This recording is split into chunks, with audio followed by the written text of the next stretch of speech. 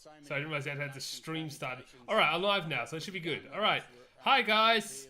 Welcome to the 2024 Queensland election coverage. Obviously, a lot of you guys probably saw us last week as we did the ACT, but it's elections galore at the moment, isn't it? Anyway, I'm here with some of my usual guests. Say hi, Eli from Aussie Select. Hello, hello, hello.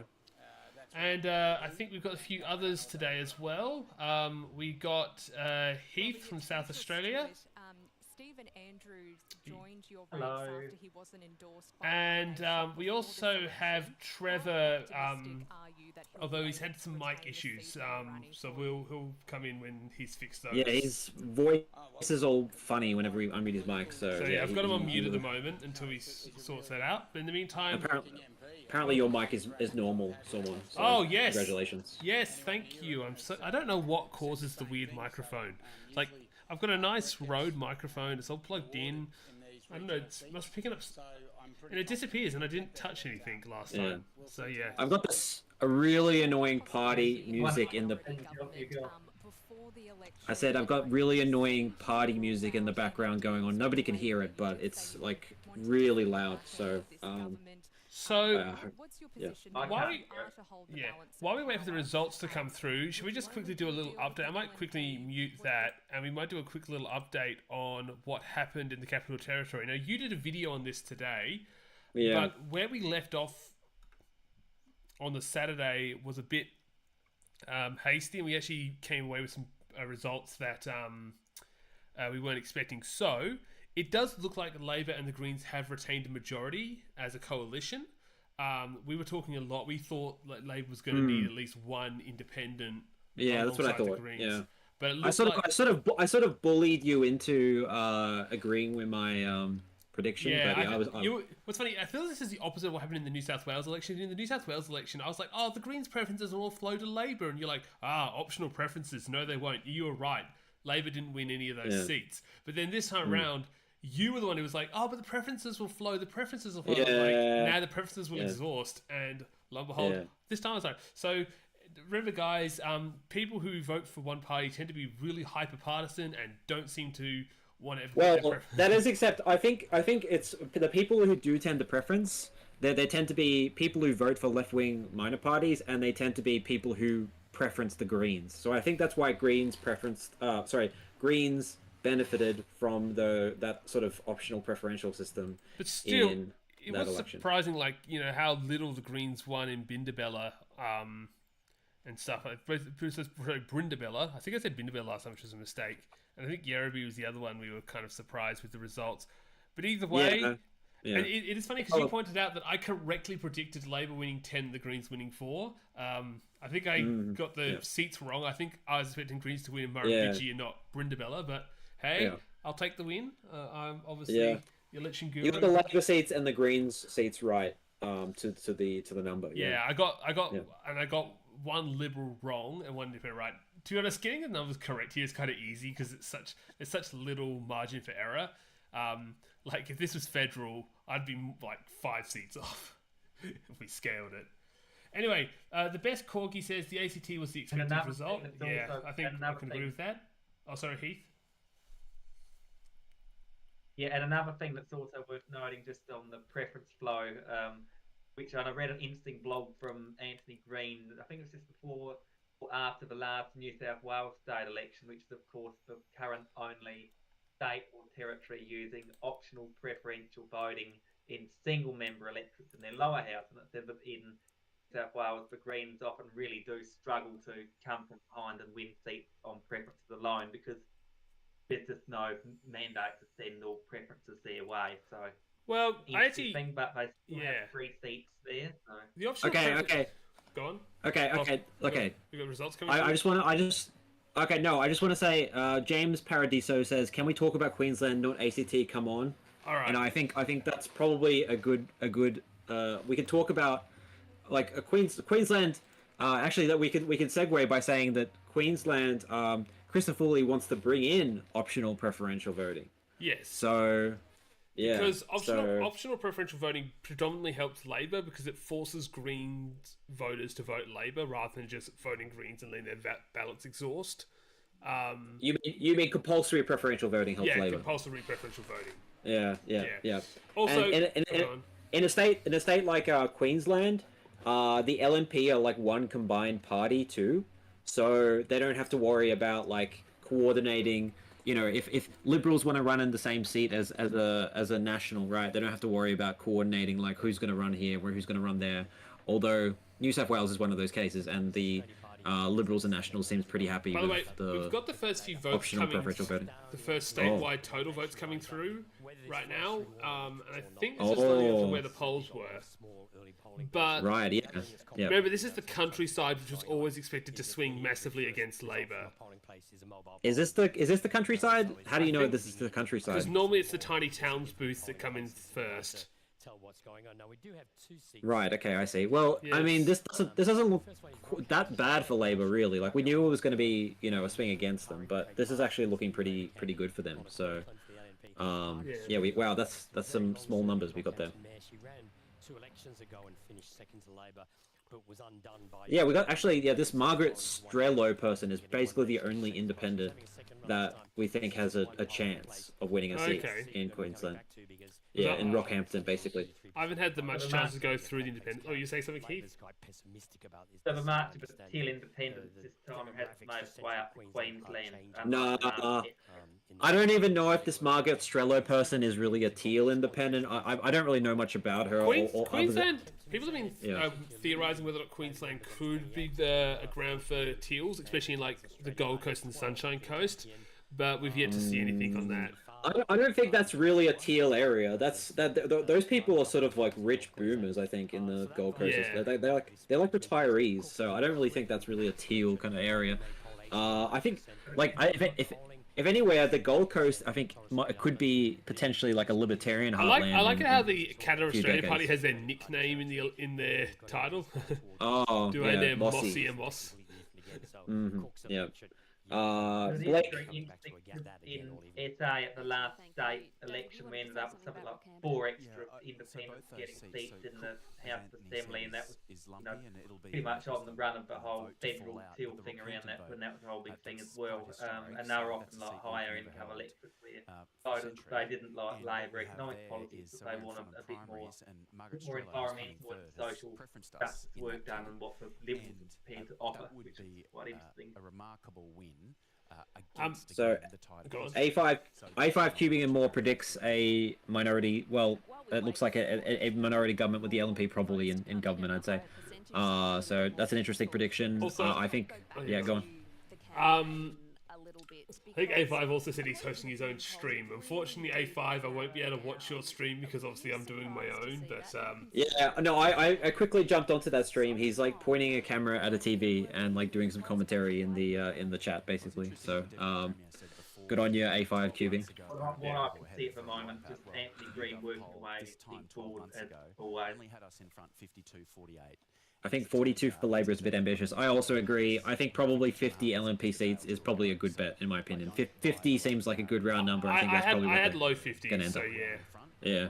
Yeah, I think the A forecast site now has the LNP getting 47 seats, which is just the majority, but I feel like maybe the A forecast site isn't taking into perspective that there has been 2 weeks of pre-polling, and 2 weeks ago the LNP were looking a lot better.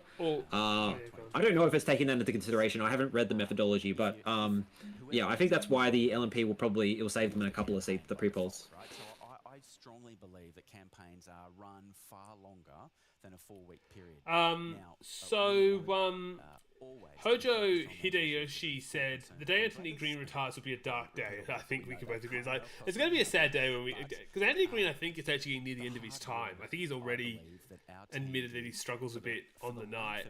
I wouldn't be surprised. I wouldn't be surprised if the next federal election is his last federal election, and I wouldn't be surprised if he retires within the next 3 years, which is sad. The need for retirement announcements from people that we know and love often come from out of the blue. Like, for example, here in Adelaide, 7 years reading Jane Doyle. We've been reading for like 35 years. The last 2 years, I noticed, or a lot of us noticed that the number rates increased. Next thing you know, she's announcing that 2 weeks out from year's end that is the last 2 weeks of news reading ever. How old was that And person? so I think that you may be a canary in the coal mine there with Anthony. Oh no! Coming out of No, blue. the best corgi says David Spears would likely take Anthony Green's job. Oh, that'd be horrible. No. There's that other guy. There's that other guy. Who's that other guy? The guy that does like the post and election. You know the guy with the kind of roundish face. Do you remember his name? I don't know. I know who. I think I know. Yeah, I don't know. They have backups. I'm sure they have a backup waiting, but I don't think it's David Spears. It's not really David No, Spears. I know the guy's name. I'm gonna go quickly find it. What difference can a campaign make? I'm 100% sure they have an Anthony Green backup waiting at any time if they need one. You know, because James Glenday. James Glenday. I'll need to Google him. I'm not exactly sure who that is. So You'll recognise him once you see They him. always have a backup with live. They always have a backup with live TV. Like even with news reading, they have somebody else on standby in case the main reader. It's has this an guy. issue. I'm pretty So- sure he'll be Anthony Green's replacement. oh, he has such a nothing face. He's not nearly as iconic as Anthony Green. I know, but he does the election analysis stuff when Green's not around. He usually does like the pre and post stuff. Or Green does sort of. Wait, that's not. Hang on, that's not the same person that when I googled James Glenday. They didn't look like that. Oh, I might have been wrong. It might have been someone else wrote the article, but Labour could lose a few seats to Canada's Australia Oh, Party. Casey using 44 Briggs. seats. No, it's not James Glenday. It's Casey Briggs. Okay, all right. And getting back on the topic of Queensland, I have something to mention about Canada's Australia Party. So Yes. there was supposedly a poll which had the Canada's Australia Party doing well in some of the Townsville seats. I think it's Mundingburra and Thuringowa. Early and- prediction. I think Labor's going to lose all of them, but yeah. Well, they're going to lose it to the LNP because those weren't actually polls which had the KP ahead of winning the seats. They weren't polls. They were MRP models. So they had modeled like the demographics on other seats, and then somehow it extrapolated that they would win those seats. Like it was bullshit. It wasn't polls. So yeah, I don't think they're going to win those seats. I think it's just going to be the LNP. Like the Labor Party, going to have a big wipeout in Townsville. It's over in Townsville for the Labor Party. I think they might hold like Mackay, but not Townsville. Yeah, they could hold Mackay. Yeah, that's definitely possible. But yeah, Townsville is where Labor is expecting a massive wipeout. I think youth crime is like the big thing there. Yeah, I've definitely. Well, we're getting a lot of comments coming through. Tony, thank Media you. in the Anthony, news I believe you and have the some more mainstream figures. commercial media about youth crime being a huge issue on voters' minds up in far north Queensland, and them being very receptive, those voters being very receptive to LNP ideas about controlling youth crime, like bringing in boot camp, reforming bail to make it harder to repeat or serious offenders to get bail, increasing penalties for those who do the wrong thing, rolling back previous government policies that have been soft on crime, like some of the more rehabilitation restorative just a huge issue up in far north Queensland. But traditionally, I will add, back in the old days, Townsville did do quite well labour-wise because there was a large blue-collar place up there working on sugar plantations and then factories and stuff. And I'm pretty sure at one point in that area there was even a Communist Party member briefly elected to Queensland State Parliament in the 1940s for a couple of terms. But it was traditionally a progressive power base because of the large blue-collar worker base. But that sort of kind of changed over the last 40, 50 odd years. Demographics of people there changed. Yeah, so looks like James Ashby in Keppel is not doing too well at the moment. So like a lot of people were suggesting that he was maybe a shoo-in in that seat, but yeah, I didn't think so. I think like One Nation, it looks like their primary vote has increased a little bit, but yeah, I don't think. And Mundingburra, yeah, that's absolutely no. The Cat Australian Party are not doing well there, so that was bullshit. That MRP, and it looks like yeah, the LNP are gonna take that seat and probably the rest of the Townsville seats. But that's not really a surprise.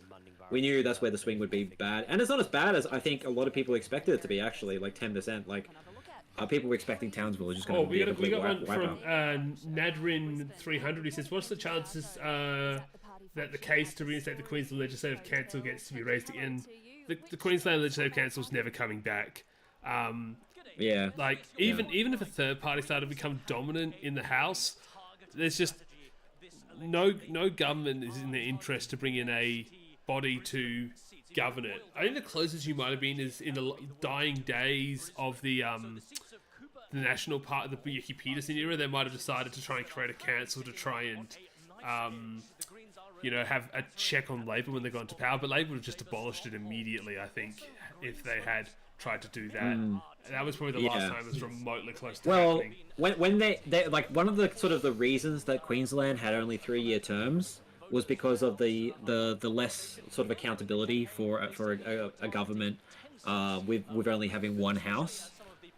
So when they increased it to 4 years, there was a little bit of an outcry of, there's no upper house. Why are you doing 4 years? And I'm sort of inclined to agree. I feel like there isn't as much accountability. Are you generally an upper house supporting person?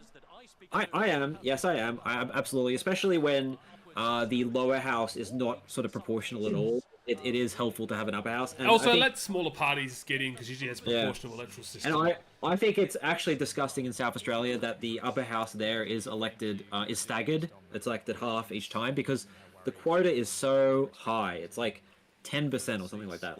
Or like 9 point. It's like it's near 10%. I think it might be 8%. I'm not sure. But it's about, ridiculous. Okay. What about you? Go on. It's Sorry. funny you should say that because Eli, 'cause I'm actually against upper houses. I actually prefer, one country or one state, one cohort of people, one house. And it's very interesting. I remember back when Queensland was having their debate about 4-year terms extending parliament. I've got to interrupt. We just got a super chat from Black and Bayou who says, "Keep up the good work." Thank you. I've actually never received a super chat before, so I don't know how exactly this works. So I am going to apologise. Yeah, I don't know how it works either. So yeah, I know I've set up with like the Google Pay thingamajiggy, like the ad thing that sends you money, but I'm not sure if that might. I'm not sure if I had to set something else up. That might bounce back, and if it does happen, feel free to take the money back. But once again, thank you very much. That is very generous of you. Yeah, thanks Blake and Bo. Sorry, Blake and Bo. Yes, sorry. Yep. Blake and Bo, what looks like be a financial donation / contribution for running of this stream. Thank you. Back to what I was saying. Right, now I'm going to have to report it in my taxes. Yeah. And what I was saying before was a few years ago when they were having the debate about extending the lower house terms. By the way, it looks like we're getting some results coming through now. It was actually the Greens of all people, I remember, released a policy. The Greens released a policy statement saying they were the one parties of all people who wanted an upper house, so there'd be checks and balances on the longer parliament, which I found quite unusual because often swing parties that don't like upper houses. And That's bullshit. That's bullshit. That's bullshit. Left-wing parties are happy with upper houses. Anyway, let Sormon speak. Go on, Sormon. Oh, no, we're just watching Anthony Green do the totals right now. I'm kind of wanting to see what the two-party preferred is at the moment. Yeah, it doesn't look that bad for Labor. It really doesn't look that bad. Like Labor's LNP still is mid-30s, which is good. Sluggish. Yeah. And the Labor combined with Greens. Yeah. I think that UCOM's poll is actually looking pretty accurate at this point. One Nation is doing judging by- surprisingly better than I thought they would. I thought Qatar would be in the One Nation vote. Me too, honestly. That's lining up with all maybe the polls. just Yeah, go on. maybe it's just because of James Ashby. But yeah, you're right. It is actually lining up with the statewide polls. There we go. Two-party preferred, 52-48. Pretty similar to the news poll in the UCOMs. Well, how's... Okay, got some seats. Don't know where's Ferny Grove? Is that in Brisbane? Yeah, the suburb of Brisbane. Yeah, it is. It is. In the Yeah. Ferny Grove train line. I believe that is a safe Labor seat, or relatively safe Labor seat. So, the Greens doing pretty well actually there. Yeah, so Labor's down, but it's mostly going to the Greens. It looks like, yeah, Northern Brisbane, but it should be fine for Labor. Yeah, only a 2.2% swing. Oh, that's nothing in Brisbane. Damn. Yeah, so Minority government is looking. Yeah, because this is Minority government is looking like something that definitely could happen here. This could be like a South Australian election where the SA Liberals just build up 70% margins in the countryside and fail to win the city seats. Looks like Ipswich West might be returning to Labor. That was actually one seat that I was people were expecting that. Really? People were expecting that? Okay, well... Yeah, the swing against Labor was ginormous. Now, is this Right. off of the election Yeah. or is this off the by-election? Okay, yeah. So I assume that's since the last election, not the next last. Yeah, not by-election. if it was a So- by-election, it'd be like plus 10. Like they had like a 25%. It was insane. Let me see if I can find the Ipswich by-election because it was insane, the swing. Oh yeah, pre-polls. We're forgetting pre-polls. Sormon, I'm Yeah. sorry, I'm forgetting the pre-polls. I don't know Right. if Anthony Green has taken that into consideration. Probably not. No, he has. He Yeah. said it at the start. He has. Oh, then that makes things really interesting. This Okay, this was the damn. Ipswich West by-election. Look at the swing to the Liberals. It was 17.8%. It was a ginormous swing. Right. Okay. Yeah. I did hear that was really big. Anyway, what's Anthony Green saying about Townsville? Sorry. I'm getting very excited about this election. I'm sorry, everyone. I'm very excited. Oh, everyone seems This is excited. By the way, did you I'm see? very Did you see? Your brain is rising and you're Culture minister, good so now. relatively safe, so not Well, Labor got the first seat called, I guess. Ferny Grove for Labour. Woo. Yeah. Apparently the two-party preferred. Everything's factoring the pre-polls according to Sormon. But I know it's only early, but that's pretty big. Help the local PNC with the fundraising. So I've So, Heath, you have like. EU. Heath, you have the worst laptop mic, Heath. Yeah. Yeah. So what did Anthony Green say exactly, Sormon? What at the start of the stream? Yeah. What did he say about pre-polls? Like some, I don't know how he's factored it in, but he has said he has compared. So like he's just, I think added like 5% to what he thinks the pre-polls. I don't know how he did it, but he said he's factored in that when people were voting last week, it was with 55%.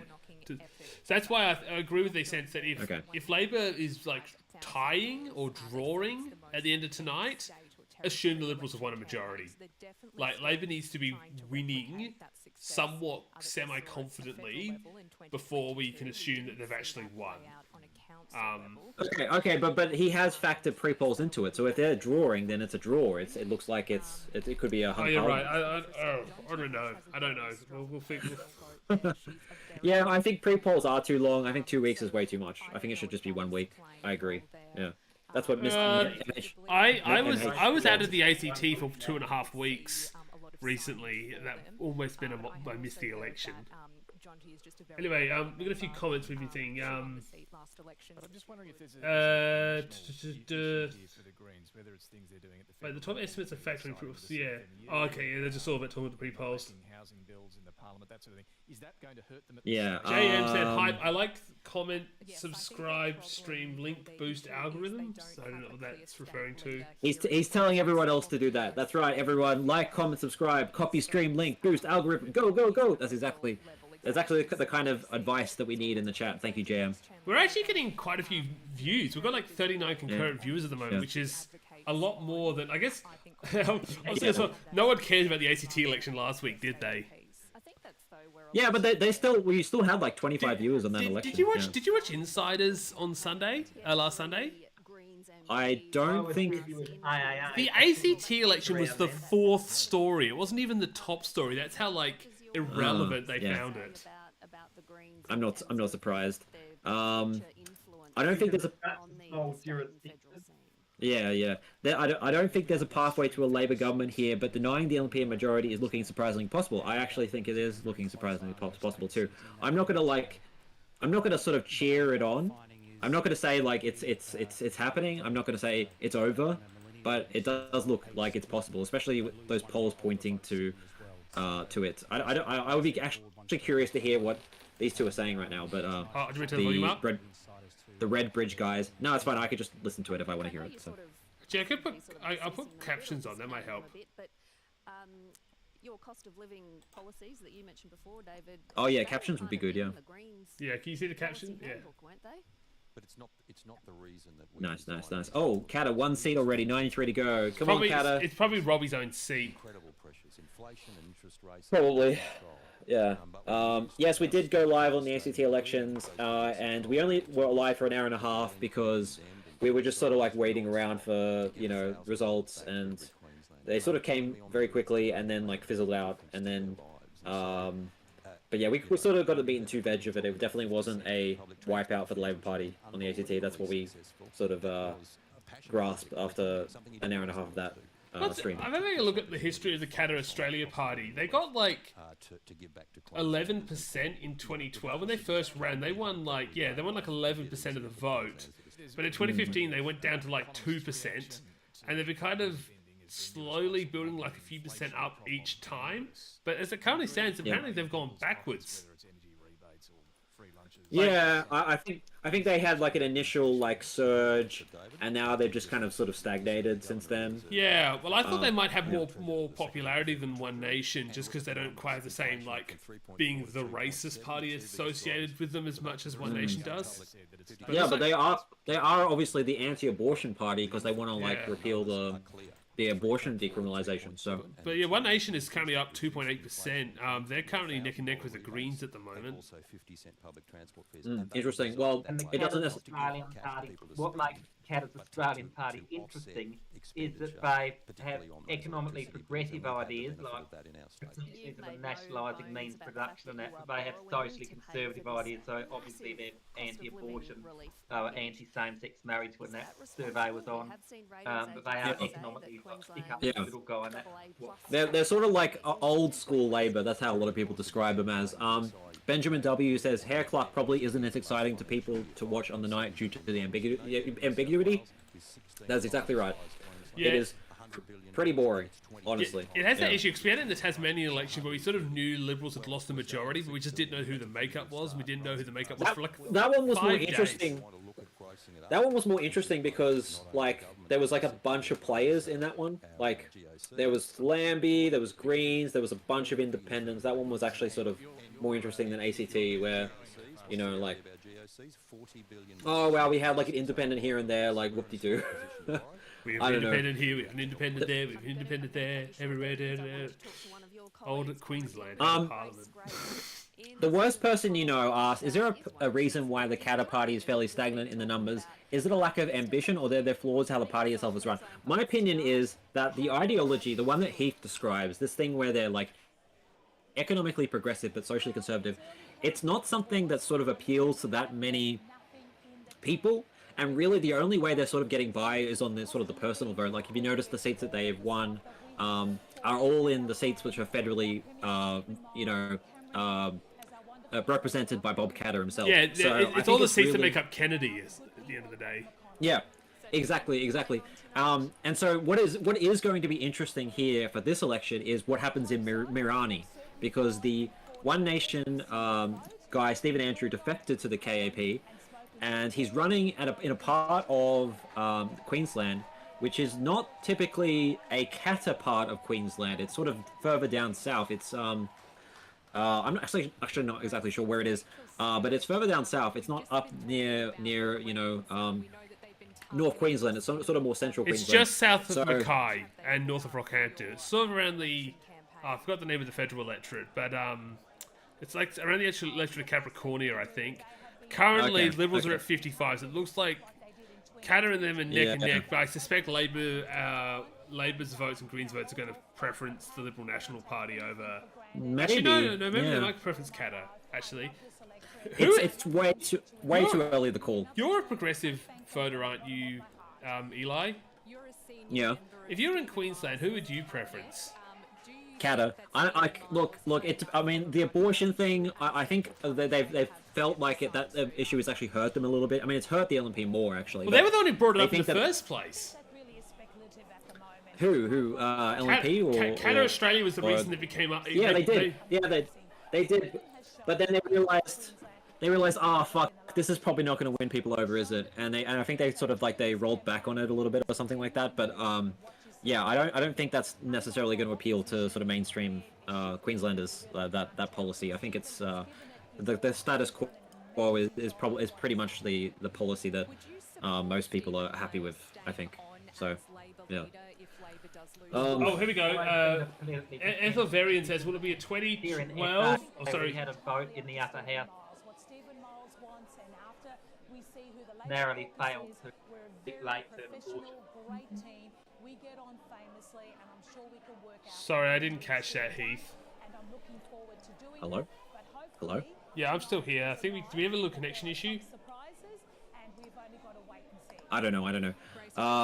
Did you answer the 2012 question? Yeah, sorry. Anyway, Ethel Valarian says, will it be 2012 or 1995 or just around the middle 1998? I think we're looking at a 1995 case much more than a 2012 case. Although, if we look at the initial results, LNP are at 19 seats called. So they're currently ahead of Labor in the seats called. So it does look like they're on track for a majority. I definitely think we can agree it's not 2012. 2012, we're seeing giant swings everywhere, but we're not seeing that. Israeli strikes on Iran, according to Iran's military. Yeah, 1995, basically, Labor just won off the skin of their teeth, I'm looking at. Yeah, and then they lost a by-election straight after that resulted in them losing their... Majority, yeah. I mean, and this one was interesting too, because the TPP, the Liberal National Coalition were actually 53.2. Interesting. They still lost. Interesting, yeah. But that does happen. So, so we have our Labor's version. Oh, I was to say. Go on. Looks like we've got 2 seats picked up. So it looks like the Liberals have been tipped to pick up Townsville and the seat of Keppel. I don't know where Keppel is. That's the seat that James Ashby for One Nation Party was hoping to win, and it looks like he has failed. So, GG to One Nation. The only seat that the One Nation Party were looking like they could pick up. I thought that was a pickup as opposed to hold. Yeah. Yeah. That's over. It's over for One Nation. It looks like if they're giving it to the LNP. So looks like Labor's votes collapsed, but it's sort of been split between all the other parties. So it doesn't actually look like the Liberals have done incredibly well, but. Yes, relatively more than I still think Labour Party have done better than maybe people have expected in a seat like that. So, because they were expecting perhaps a big wipeout there. Yeah.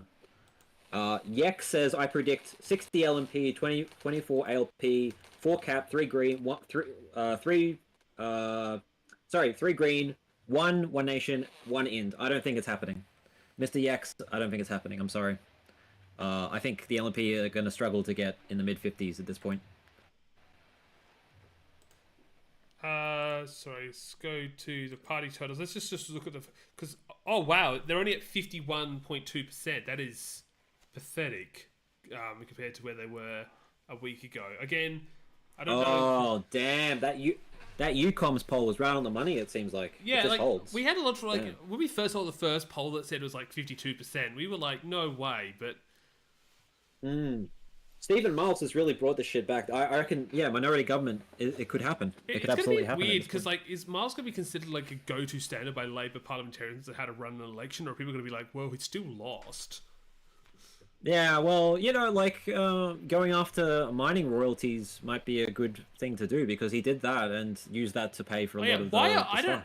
It's, Christopher Oliver, sorry.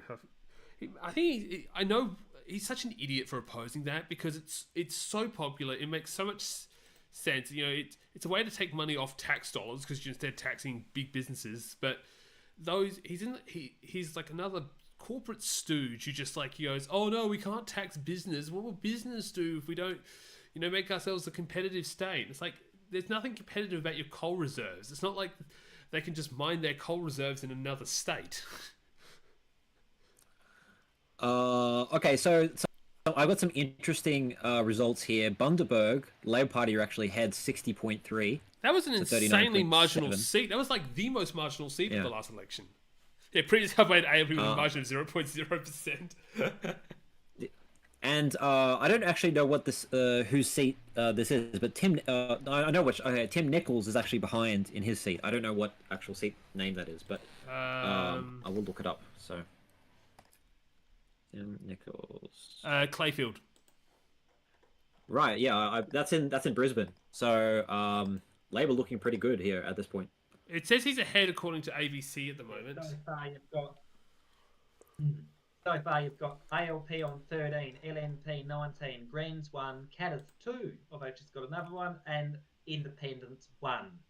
Okay, so that was probably a bit of an old result. I got sent that message 2 minutes ago, but obviously it's. Bundaberg has narrowed also a little bit too, but it's still a really good result for Labour looking at the moment. I believe Tim Nichols was the Liberal leader, back in the 2017 election. Alright, so I'm just going to go back up because there was a comment way earlier that I missed over because we were too busy sort of in the heat of the moment, asked by the guy with the profile picture that looks like Shrek, or a comment at least. He says, optional preferential voting is disaster who helps people vote in New South Wales, having preferences not flow to candidates people would clearly prefer to win. I agree, I don't like optional preferential voting. Why would we have compulsory voting but have optional preferential voting? It's sort of... yeah, not good.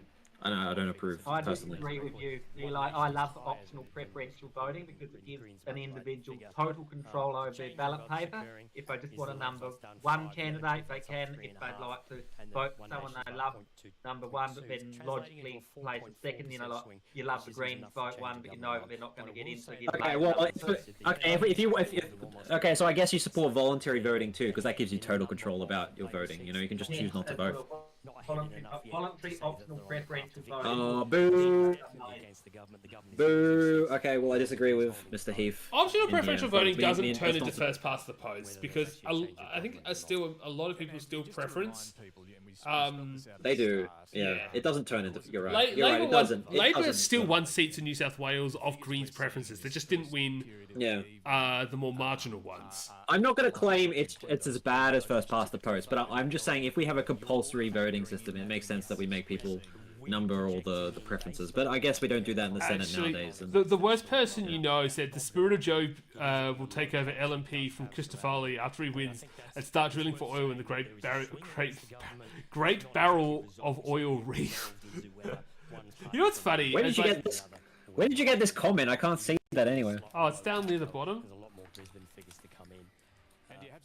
That's a really base comment, but yeah. You know what's funny? It's funny. These people that complain about like wind turbines being built off their sea will like say nothing about an oil refinery being built off the coast.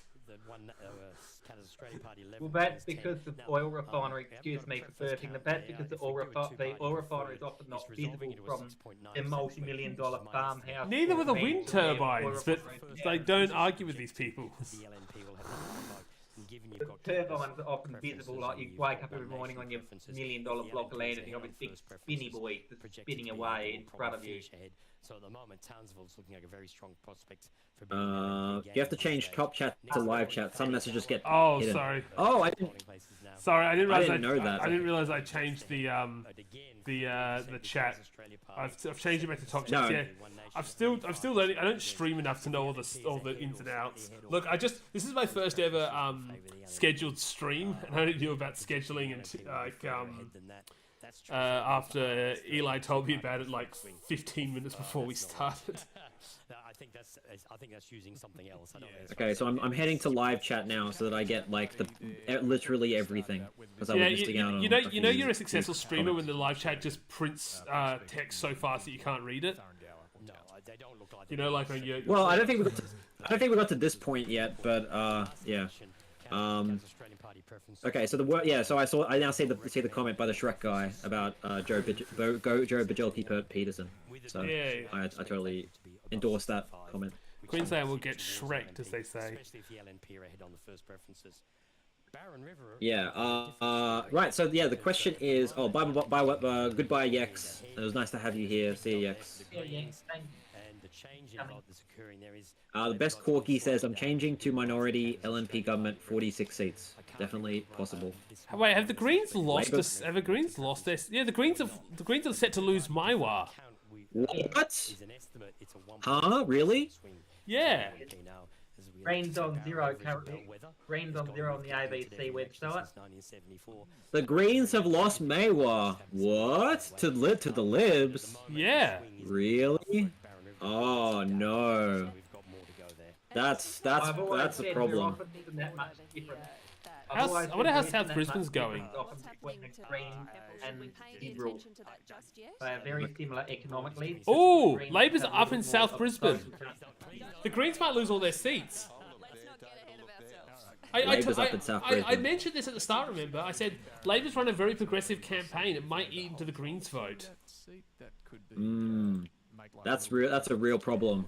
I don't know what the Greens are going to do about that. Yeah. JJ says ABC. Green.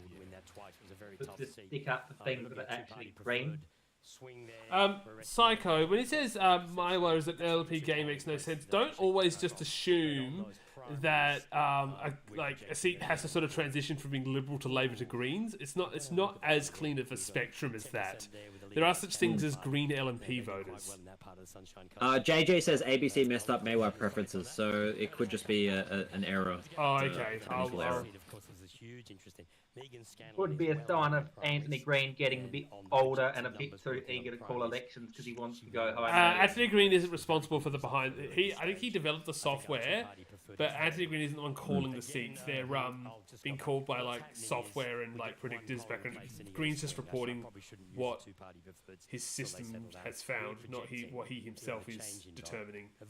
If he's determined something, he'll say it on this, not on the app. 10% swing, so a small swing. So at the moment, I'd say.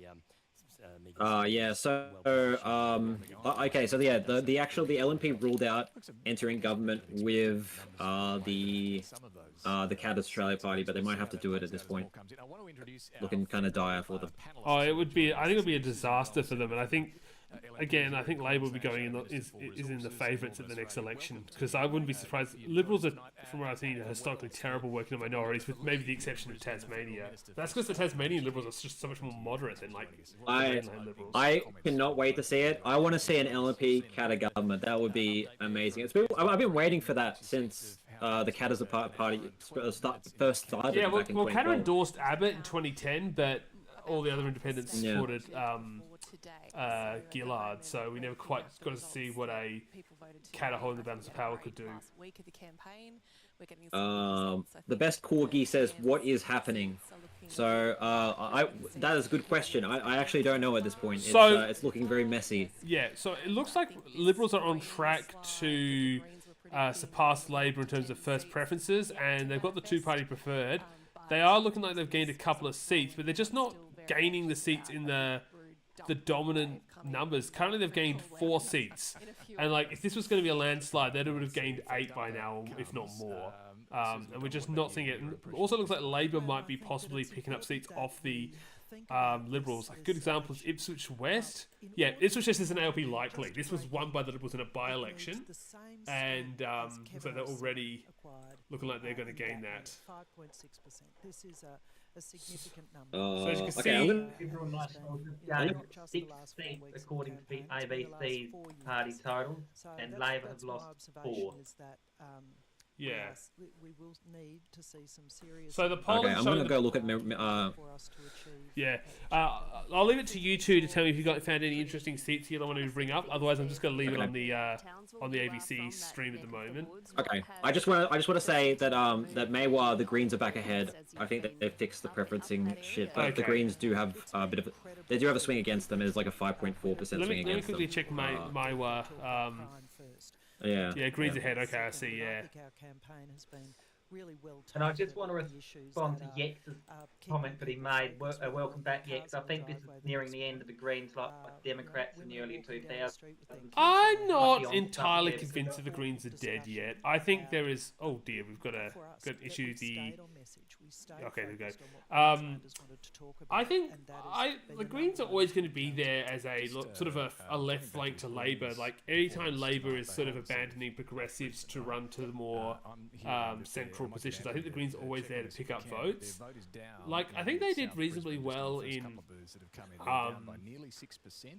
Tasmania this year, and also they just gained their first seat in the NT. Like they did very well in the Northern Territory. I don't think it's the end of the Greens. I think the Greens still have a point, but I think my personal perspective is that the Greens only they serve a certain point and they appeal to a demographic that, unfortunately, it's not easy to sort of expand from that. And so I think there needs to be other sort of lefty minor parties or splits off for Labor in order for I don't think the Greens are going to get over 13% ever federally. It's just they just can't expand from there. Yeah. Well, unless they would moderate. I also think what's worth mentioning is particularly Northern Territory, I don't know if they have this issue, but what I do know in the eastern states, particularly in New South Wales and Victoria, is the Greens have been going through a bit of a split over these last 5 or so years, where you have the younger city-dwelling Greens that have the more social justice orientated views, and then you have the older rural-dwelling environmentalist Greens that have the original Greens, and there has been some internal schisms and splits and stuff and tensions within the party as to which way we sort of go and how we sort of manage to both factions, so to speak, that kind of developing between the older environmentalists and the younger socialists. Okay, so Mansfield, I noticed on the ABC website. Oh, we're able to retain too early. So, Tony, what's your level of confidence of the LNP winning at this point? And just to respond to Yex's point, if I was a Green, I'd be one of the traditional older environmentalists, say the trees Green. Don't really like what bit social justice policies personally, and I think if they stuck to sticking up for things that actually are green, then I think they might do quite well, particularly in Tasmania and ACT, and that was a very big environmentalist state, and they have done very well down in Tasmania before when they ran on an environmentalist platform. They got 20% of the vote at one point. I can't remember the election that was.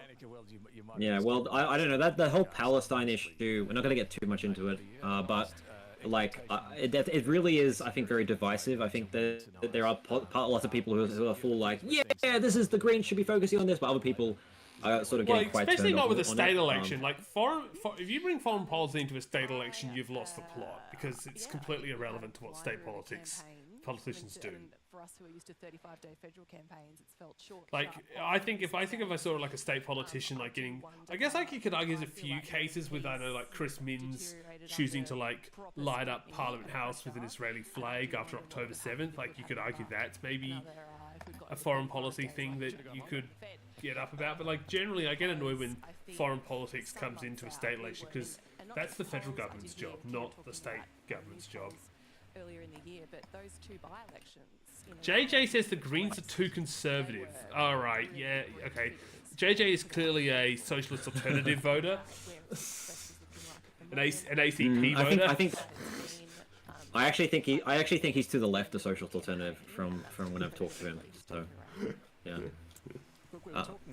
Mansfield, yeah. So Mansfield, the reason I'm sort of obsessing over that seat is because that was sort of like a South Brisbane seat that a lot of people were suspecting would be a LNP gain because it's on quite a small margin.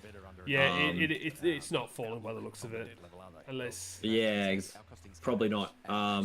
So if the LNP can't pick that up, then I think they're going to have a really hard time getting majority government at this point. I'll see if their party totals have changed much. They're at 51.3. Is that going down? It was like 50. I think it was like 52 to start with. It's gone down by almost 1%.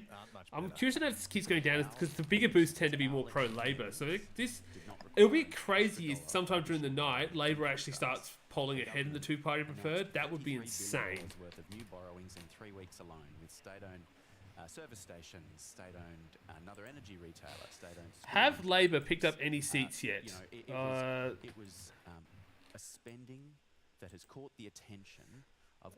For some reason, it's not showing me any seats changing seats at the moment. Have all the seats that we thought were going to change suddenly no longer? 33, Labor 30. So Labor has certainly caught up a bit lately. Gerber is the LNP MP in the seat of Currumbin. We will talk to Laura. All right, there are no changing seats at the moment. I'm not sure if the system's crashed or if literally Liberal are set to pick up no seats, because that would be insane if they set to pick up no seats. Yesen says Miles is going to win. I presume it's a question, because the pre-polling, we were expecting the pre-polling to be massively pro-LNP. Isn't that right, Eli? Laura Gerber will be easily re-elected in Currumbin. Anthony, thank you. Well, there you go. Yeah. But I think I am here. Anthony Green, I think, has factored that in to a degree, according to. Yep. So I think Labor's regained Ipswich West. Sormon. To advocate for our community in relation to Labor's crime crisis, housing crisis, cost of living crisis, and of course the health crisis. And This is the first time I feel like a small target campaign has actually backfired. Like, because like every time, normally these upsets are done because the opposition's getting too ambitious, but this feels like it's the exact opposite. The opposition went too quiet. Labor actually decided to fill the room with, you know, school lunch promises, cheaper public fare promises, all these promises, and it's actually insanely worked. Like, it looks like the people have been excited by these big targets more so than they've been intimidated by them, and the Liberals have kind of, by being super quiet and trying to just sneak in, they've actually caused people to go, oh, why are these people trying to sneak in? What have they got to hide? And I think, yeah, wow, this is. Well, maybe as a government. It almost reminds me of the 29 on adult crime, adult time, which would see minors tried as adults for serious crime. Sorry, I technically stopped talking for a sec. I'll throw the Hang on. This is the hang on, Heath. This is the opposite of that.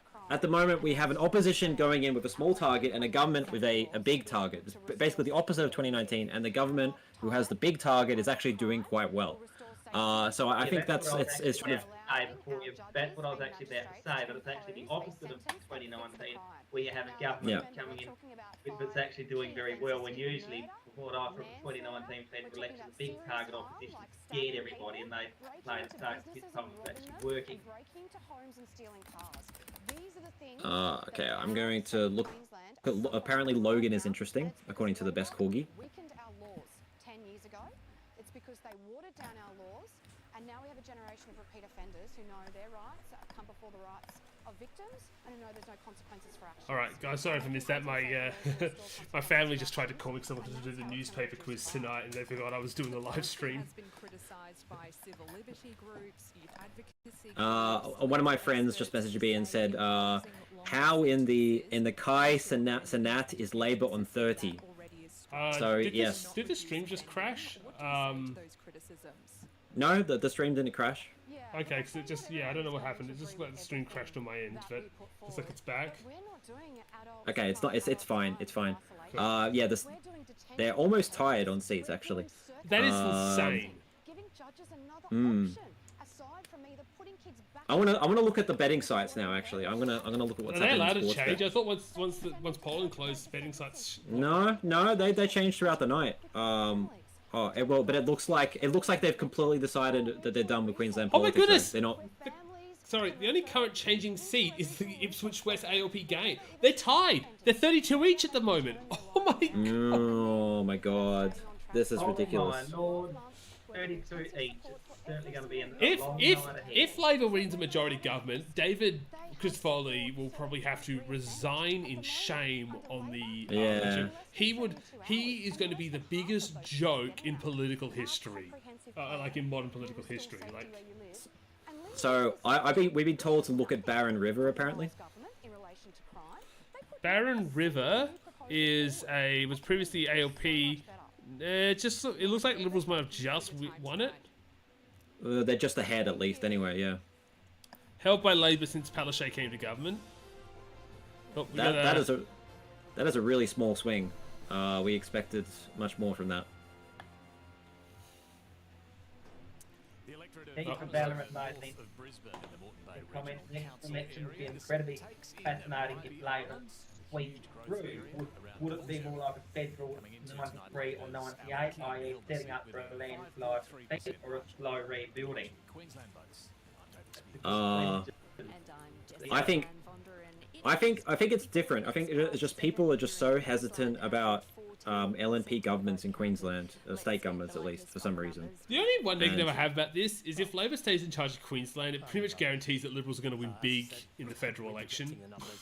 Because they haven't used their baseball bats yet. They're saving them for Albanese, basically. Like because if Christopherly became premier, I feel like the baseball bats would be out for him, and the LNP would tank in the federal election. But if they're going to start for Labor, that means Labor's not. I think this has to be a message to Albanese to say he can't do this small target bullshit. Well, no, I think quite the opposite. You're right. No, if after this election, if the Labour wins, I think you might see Albanese become super progressive. Well, not super progressive, but like in the sense of super like starts promising all this stuff for the next election. Yeah. Well, it shows you something. Like, if they actually do something, then people like them. Like, it's the only way that they save themselves. Basically, it seems like that look, Mr. Miles. Well, he's not charismatic. The guy, I've seen him on the debates. He looks like he's constipated throughout the whole debate. But he looks like he just has done crap. He's done stuff.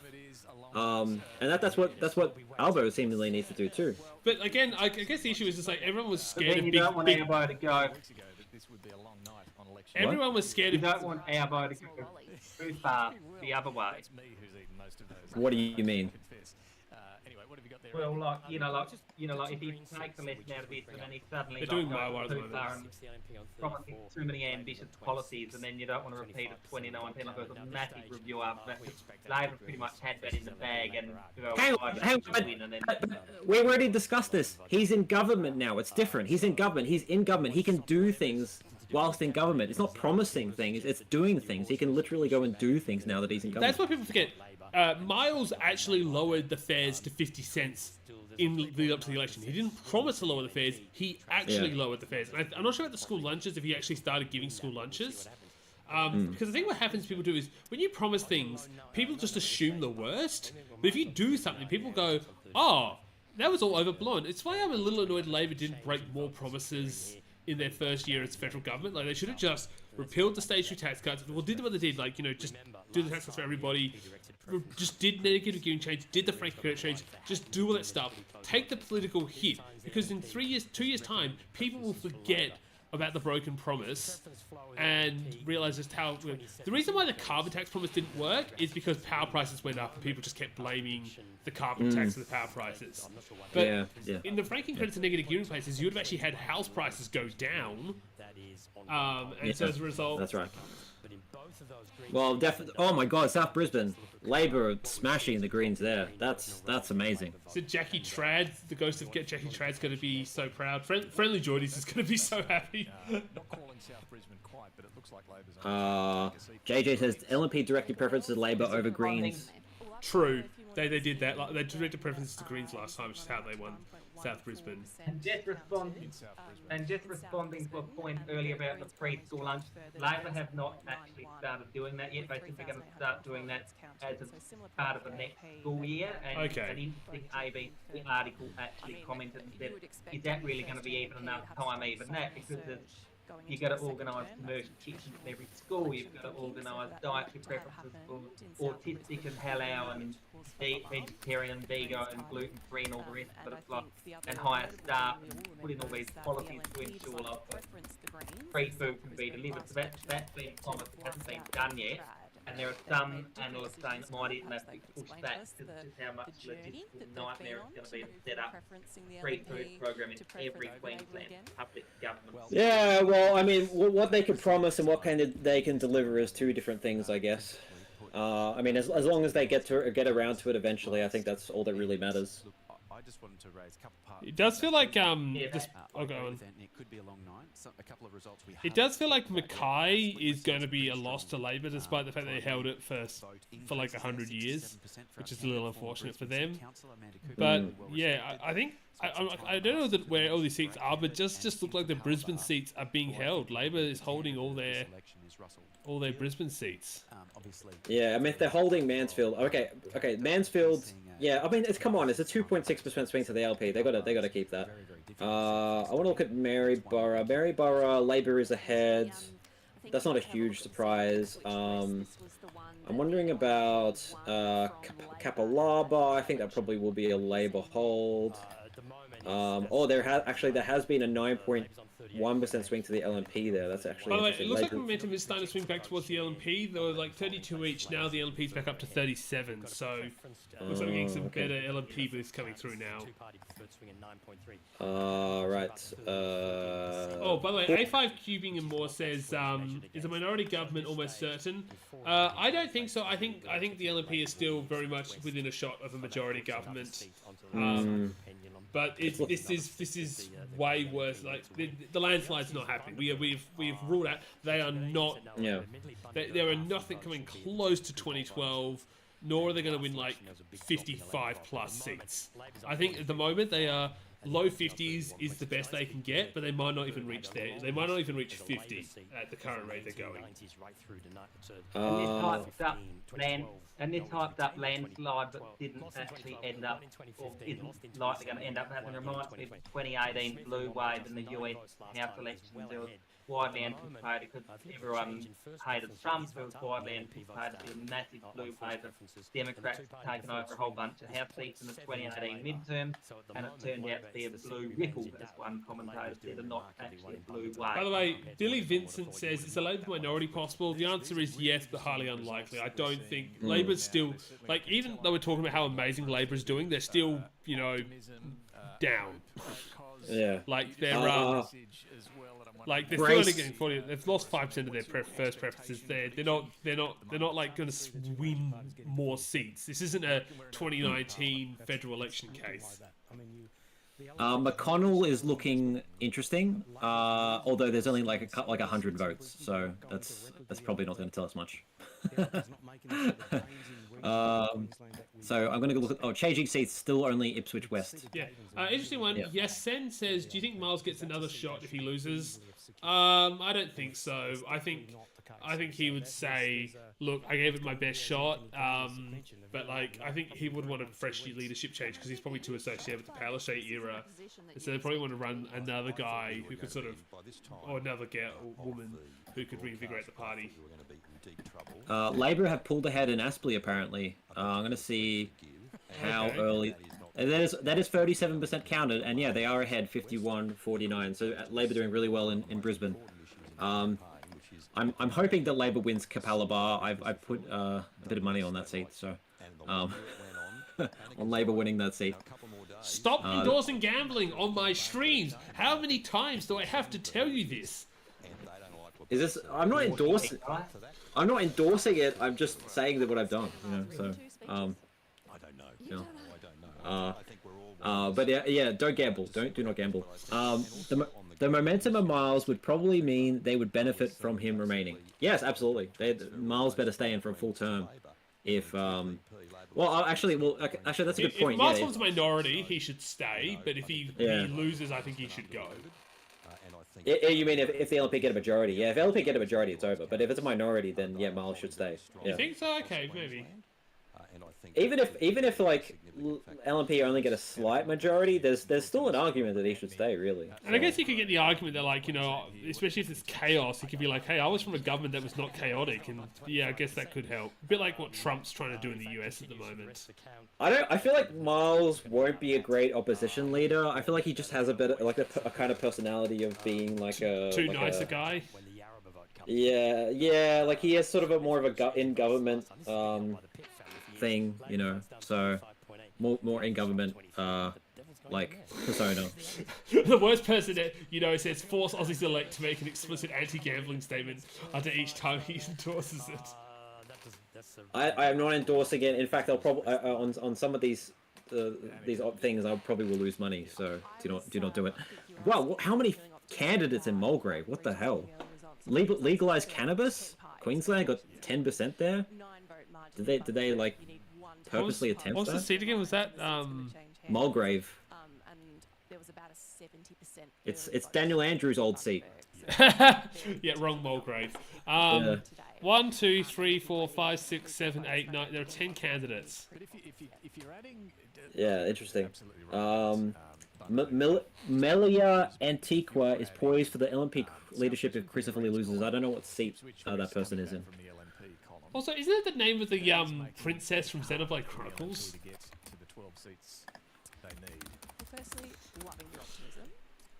Gamble responsibly. I don't think that's good enough. I don't think you can say gamble responsibly anymore. I think you need to say like, you win some, you lose more, or like one of those things that imply that gambling is bad. Yeah, they actually changed it, and all the gambling companies were really unhappy about it. They're like, oh, why can't we just say gambling responsibly, job done? And then the government was like, no, you've got to actually be more specific and mix it up a bit, get the message through. We've got 6 out of 42 seats at the moment in Greater Brisbane. And the Greens got 1 seat according to the last reload of the ABC page. that at 30% of this count, Alright, I want to we'll start to see a swing. Pine Rivers. I want to look at Pine Rivers because that was another sort of one must-win seat. Only a 3.3% swing to Labour, to the coalition. Sorry. You know what's benefiting Labour is they had like a really good show in 2020. Like they've built up margins that it looks like Liberals are unable to break. By the way, Keppel's gone back to being a gain for the LNP. And I think there's enough green. Right. Pumastone, Labour ahead. Oh, it's Pumastone. Sorry, I have finally learnt the pronunciation of that seat. It's Pumastone. I apologise, everybody. 30 and James Ashby on 26.9. And as for friendly geologists and geophysics, real opinion on that, zone is actually a volcanic igneous. It is very good for your seat. Yes, my mum did quiz me on that once I mispronounced the name of that seat. By the way, the Liberals two-party overall has gone up by about 0.3%. It looks like we might have just seen a fluke where a few strong Labour boosts came through. So yeah, it looks like the LNP starting to get a bit of momentum again. We'll see if it's enough to win anything more. Imagine legalized cannabis being a junior partner in a government, and throughout the entire term, cannabis is never legalized. That would be. I think they would get completely wiped out at the next election if that happened. That would be a scandal and a half. This reminds me of the whole preference whisperer thing when there was some guy, I don't know, I think it's from Victoria or whatever, and he was like doing backdoor preference deals to get like minor parties with like 0.1% of the vote, like cyclist parties. Oh, are we talking about Glenn Drury here? I actually got in contact with him recently, and we sort of chatted about some stuff. So yes. That's the one that they changed the voting for Senate voting system to stop like silly, what some people would call Fruit Loop parties, sort of like single issue with like 0.1% of the vote getting a seat. Yeah, but it's still, group voting tickets still exist in Victoria, and they probably will for the foreseeable future.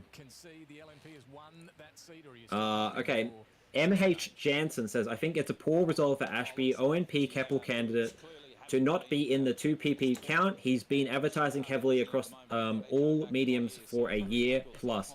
So that is interesting. The One Nation Party are getting a swing towards them on the primary vote, but they're not doing well in the only seat they were. Is this reminds me a lot of what happened in the federal election? Remember when One Nation went up, but that's just because they ran candidates in every state, but they actually went down in Queensland? Yeah, I don't know. That might be the case, yeah. Remember that they spread their resources a bit too thin. Labour ahead in Rockhampton. That is not too much of a surprise. I know that there was a thought recently that Labour would keep Rockhampton. Yeah. Townsville, how is it going there? It was expected to be a pickup. Okay, no, he's saying an LNP gain. Do you know where the other seats in Townsville are? There was like 3, right? Yeah, Mundingborough and Tharangowra are the other 2. So Mundingborough, they're looking at that, and the other was Thowra, you said? Tharangowra. What happened in 2020? Okay, looks like Labour might be ahead in Thundergo, so they might hold 1 seat in Townsville, which is something I did not expect. I expected them to lose everything in Townsville. Tharangowra, yeah, I thought that too. Honestly, I'm surprised that they're doing well in Tharangowra. Yeah. Yeah. I'm gonna quickly check the A forecast website because by the way, Labour. Okay, sorry. I did think that they were actually predicting that Labour won't do too badly there. Yeah, 30% chance of winning Tharangowra, the A forecast site. Yeah. Anyway, go on. You're one MP in Queensland. Psycho says the Townsville Labour collapse does not materialise at all. Well, it kind of has. Like they have lost the 2 out of the 3 Townsville seats. Yeah, but we thought that they would lose all 3. It would be like a done deal. I guess that's what Psycho is trying to say. So thank you to the viewers because we now have 50 people watching now. So yeah, so we're doing great. Thank you for everyone who's tuned in tonight. Hopefully we're right in the midst of all the results coming in through right now, so things are quite exciting. I think we're going to have the unfortunate thing where we're going to get to about, I think, possibly in anywhere from 30 minutes to an hour, we're going to slow down, and unfortunately, at the rate, I don't think we're going to know who's won. I think those last 15 seats might be up in the air until Monday, Tuesday.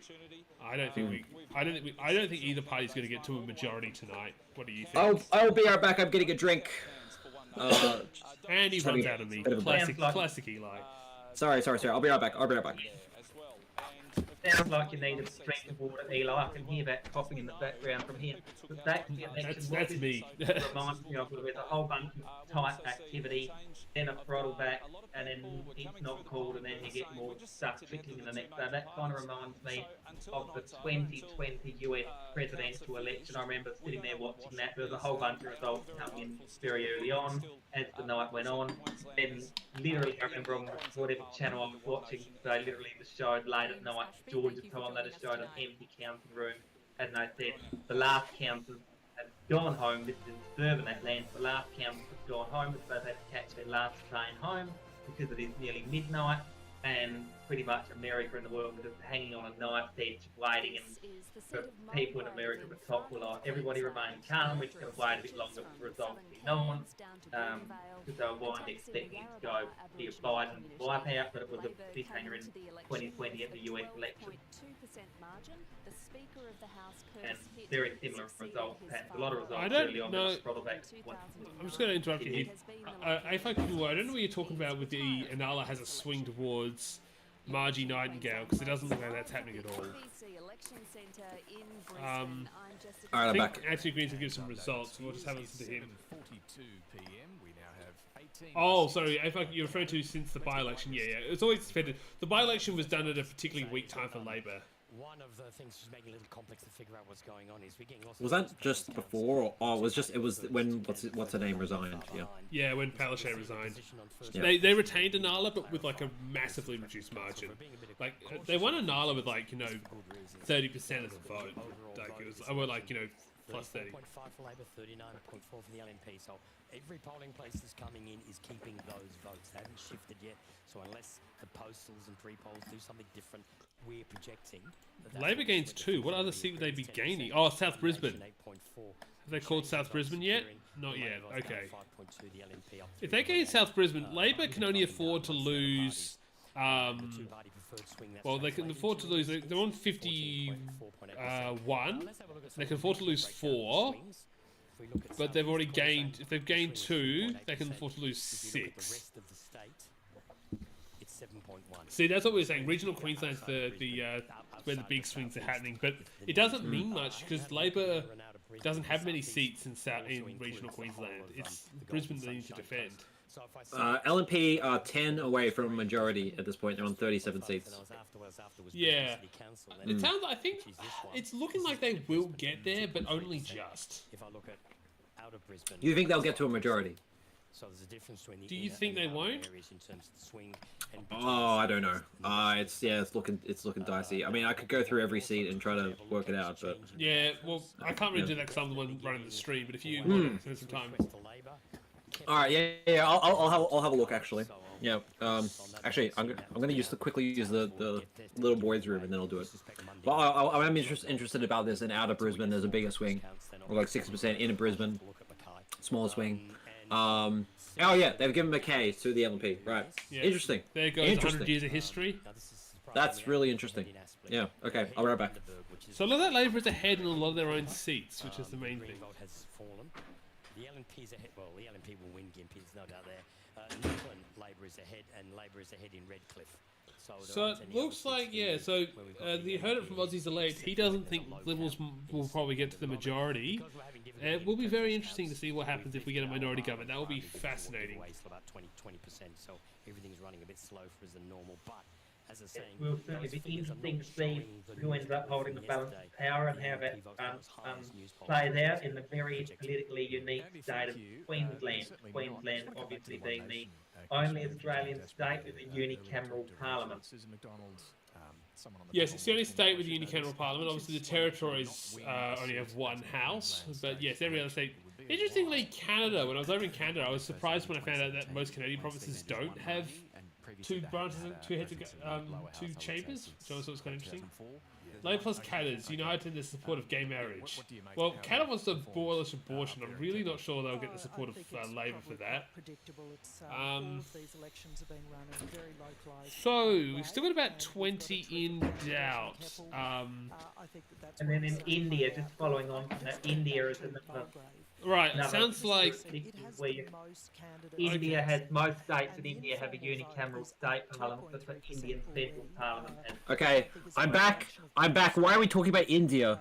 Oh, we're talking about which states have unicameral parliaments and stuff like that. Oh, okay, I see. Anyway, okay. Can you go through the seats in doubt and see how many Labor seats the Liberals are ahead in? Yeah. All right, I'll do this. I'll just go through every seat that I'll look at every seat and I'll have a look and I'll get back to you because it's gonna take a little bit. So. Yeah. Not so much government spending, which cost of living issues we were talking about earlier. So but yeah, what I will also talk about government spending as well. What I will also add, just what Eli was saying earlier, a little bit about people being happy when politicians do things when they when they don't or promise stuff and not happy. You know, and what you're saying about maybe people being happy about school lunches thing if it's rolled out, even if it's delayed. I wouldn't necessarily agree with you about being too happy if it's delayed too long. Nobody cares. Nobody cares. People understand if there's a delay. It's nobody, like, people will forgive a government. It's really not a big deal. 6 months delay, yes, but if it's like towards the end of it, term, I think. Look, Heath, I think you're looking at like nickel and diming here. Like, it doesn't really matter. Okay, so yeah, Aspley is an interesting one. I'm actually really surprised the Labour Party are winning there, but I guess it's like a Queensland thing. I mean, a Brisbane thing, I should say. Sorry. I think Labor's going to retain Mansfield, Springwood, and McAllister, which was a big surprise. There's been a series of changes to the rules around campaigning, and we're seeing. Are you still there, Sormon? Yeah, I'm still here. Yeah, I'm just saying you. Hold the mic. Okay. Is going to be different to what we see come in from the 2 weeks of I had someone just message me and say, with the current count, I'll admit I was too optimistic, and they had the LNP on 55. So yes, it's the LNP people are actually going crazy right now. Did you see this? Did you see the 6 news predictions? No. What are the 6 news predictions? I'll see if I can find them. They're on Twitter. I'll bring them over if I can find them. The LNP is not going to lose that seat. So they think Labor's going to win. They think Labor's going to win. For those of you who don't know what 6 News is, 6 News is basically a kid who was doing some news reading and ended up going big on Facebook initially, and now he's a teenager and does professional news reading but for his own TV station, online TV station. So if this is showing up on the screen right now, this is what 6 News predicted for the results. So I think Leo Pugassi, the head of 6 News, is looking like he's going to be the most likely correct out of the bunch. Was this a prediction before the election started, or what? Or is this a prediction now? This is a prediction before the election. So he was like the one that predicted was only winning like 46 and not making them. So always companions predicted majorities. I am surprised that they all sort of predicted like that 50 would be the most that the LNP would get. Yeah. Yeah. I thought it'd be around 50, but yeah. I think they're gonna like get almost 60 with some of the initial polling. They had like that. Wasn't that one poll that had 58%? I had to look at that up. So, Psycho says it looks like LNP majority. A source? Yeah, June to September this year it was a revolved strategic that had Liberals at 58.5%. Like, to think they would have fallen that far in just a month. Oh, can you check how they're doing in Nicklin and Redcliffe? Those and Caloundra, actually, for that matter. Seats in doubt, Nicklin. Here says ALP ahead of Nicklin, only just though. Okay. How about Caloundra? And Redcliffe, Caloundra Redcliffe. Caloundra, Labor is just behind. It's very neck and neck, but Liberals are ahead by about 0.6. And what's the run? Redcliffe. Yeah. Home of the Dolphins. They've got it's ALP likely actually.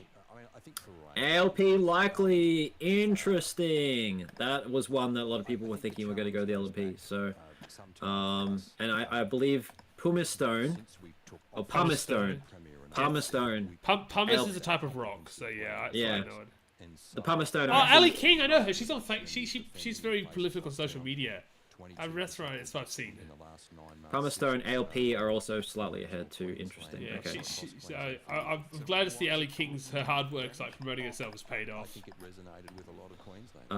Okay. Pine Rivers. That's the other one that. Pine Rivers. ALP are ahead of there as well. Damn. Okay. Yeah. Those are all ones that.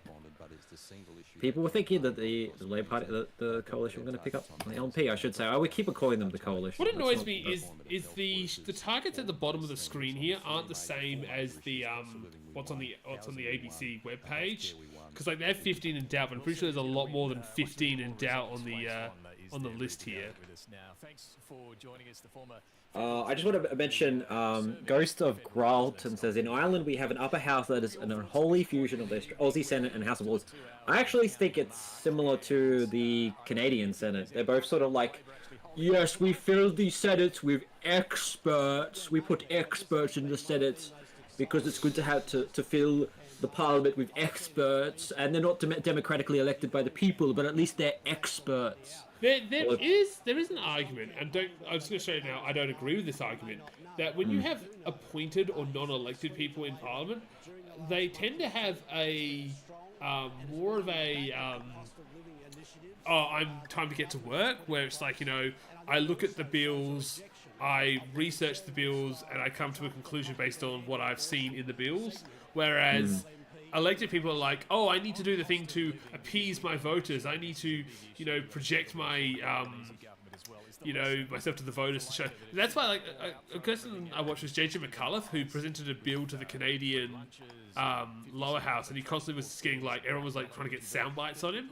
But when he went to the upper house for the second part of the bill, he found he was much more able just to talk through the nitty-gritty of the bill and, like, actually, hear what people's opinions on it and stuff, rather than just have people go, see, you're a conservative hack. You're a conservative hack. Yeah. Like... Look, Canadian upper house is interesting because it is appointed just like the British upper house, House of Lords, the Canadian Senate.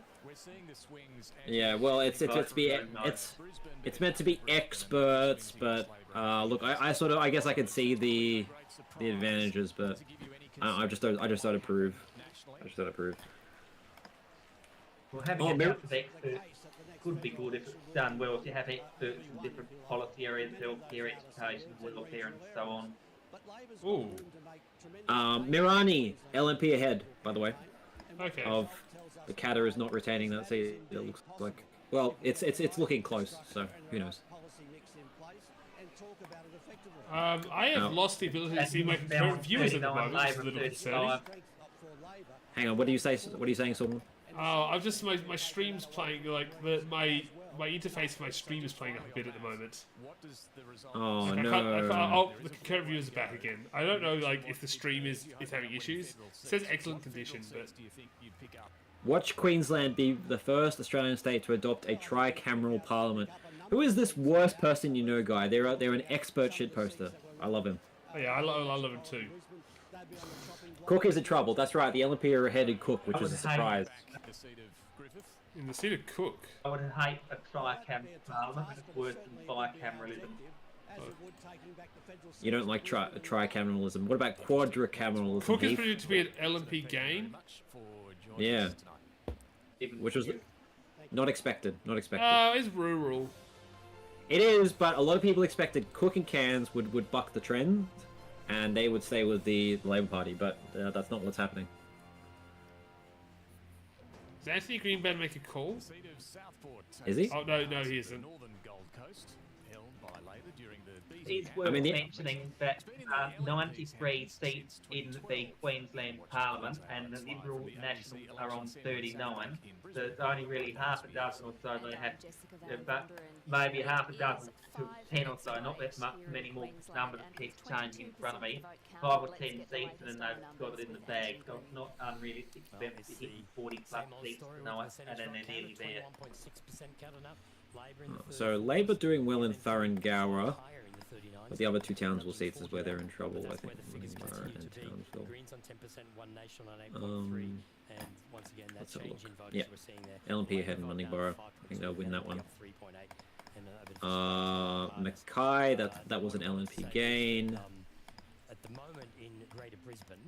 And then Rockhampton was the one which was sort of touch and go. And Harvey Bay, what is happening in Harvey Bay? Harvey Bay, no count. What? We have no count in Harvey Bay.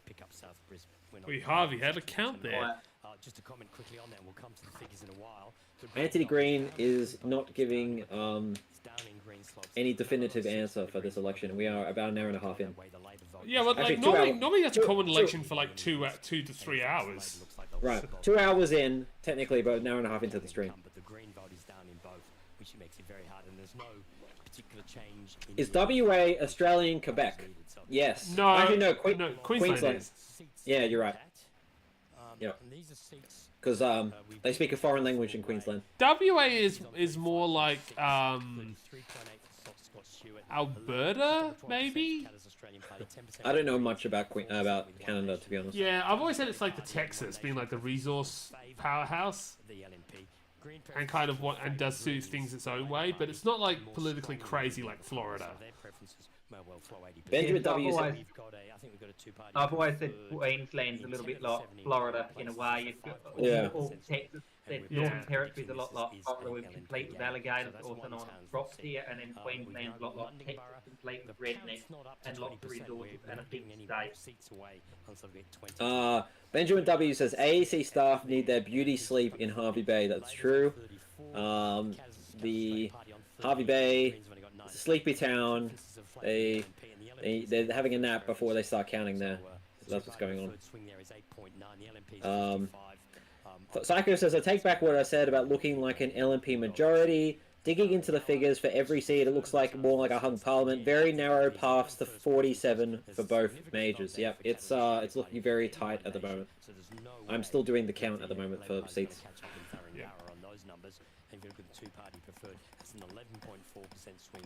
Can you quick? Yeah. Actually, you know what? I'm gonna look at it. I'm gonna look at Gavin. What's happening there? Too early. ALPR ahead though. I'll switch over to the ABC's election page, but I'm letting Anthony Green do some demonstration showing off. Redlands Labour actually ahead in Redlands. Yeah, that's another surprise. So there's going to be negotiation. Right. I remember somebody mentioned Logan earlier, and they said look at Logan. Labour's barely holding on there, which I guess is kind of interesting. Yeah, there's some weird results coming through, I have to say. That is interesting because Logan is the equivalent of, say, Elizabeth here in Adelaide. Yeah. Very working area, that's right. collar, welfare recipient. Logan is my Brisbane mate today. You make a good point, Mr. Heath. Maybe there is some swinging in like the lower income parts of Brisbane. Although I had heard someone pointed out once that the lowest of the low income in Australia vote Labor. It's actually the people that are like slightly above them that tends to vote Conservative for some weird reason. Yeah, it is kind of weird how that works. Like stereotypically, the sort of low income people also vote like One Nation as well. Yeah, it's so sweet. So if you're poor, you vote Labor. If you're kind of poor, you vote Liberal. If you're sort of moderate, and you sort of vote either way. And if you're moderately rich, you vote Labor, and if you're really rich, you vote Liberal. So it's this weird sort of like it's not like a continuous line either way. It kind of jumps. It's one of the weirdest demographics that we've never quite ever understood. Because at the moment, Right. So I actually think the Labor. suburbs across our major And cities. also with the Greens, it's So been far, very the interesting evidence that we've seen they over the last actually did a X amount of recent study and elections is found that, yes, that the Labor has got a problem in the income, outer average suburbs, but it's income not of a translating Greens to voter the is coalition. equal to or greater than that of a Liberal voter. Because the Greens get a lot of white collar, Yeah. and professionals voting for them. So I'm looking at Because they care about the environment and social justice.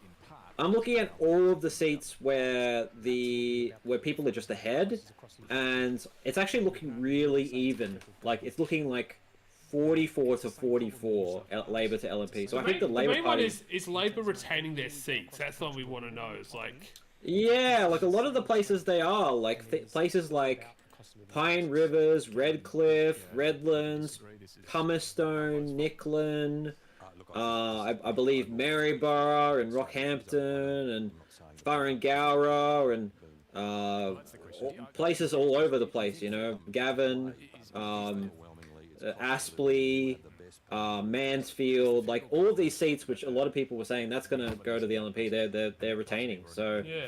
By the way, the worst person you know says, from what I've seen, One Nation's voters are based on age more than income, from at least from my experience. That's interesting. I really wish this guy. You know, I'm kind of joking, but I kind of wish this guy was actually in the chat with us today. I feel like he has some interesting insights to say. Do you think partnering with CAP will affect LNP negatively? Yes. Well, someone might have to do it. It's looking more likely that someone's might have to do it.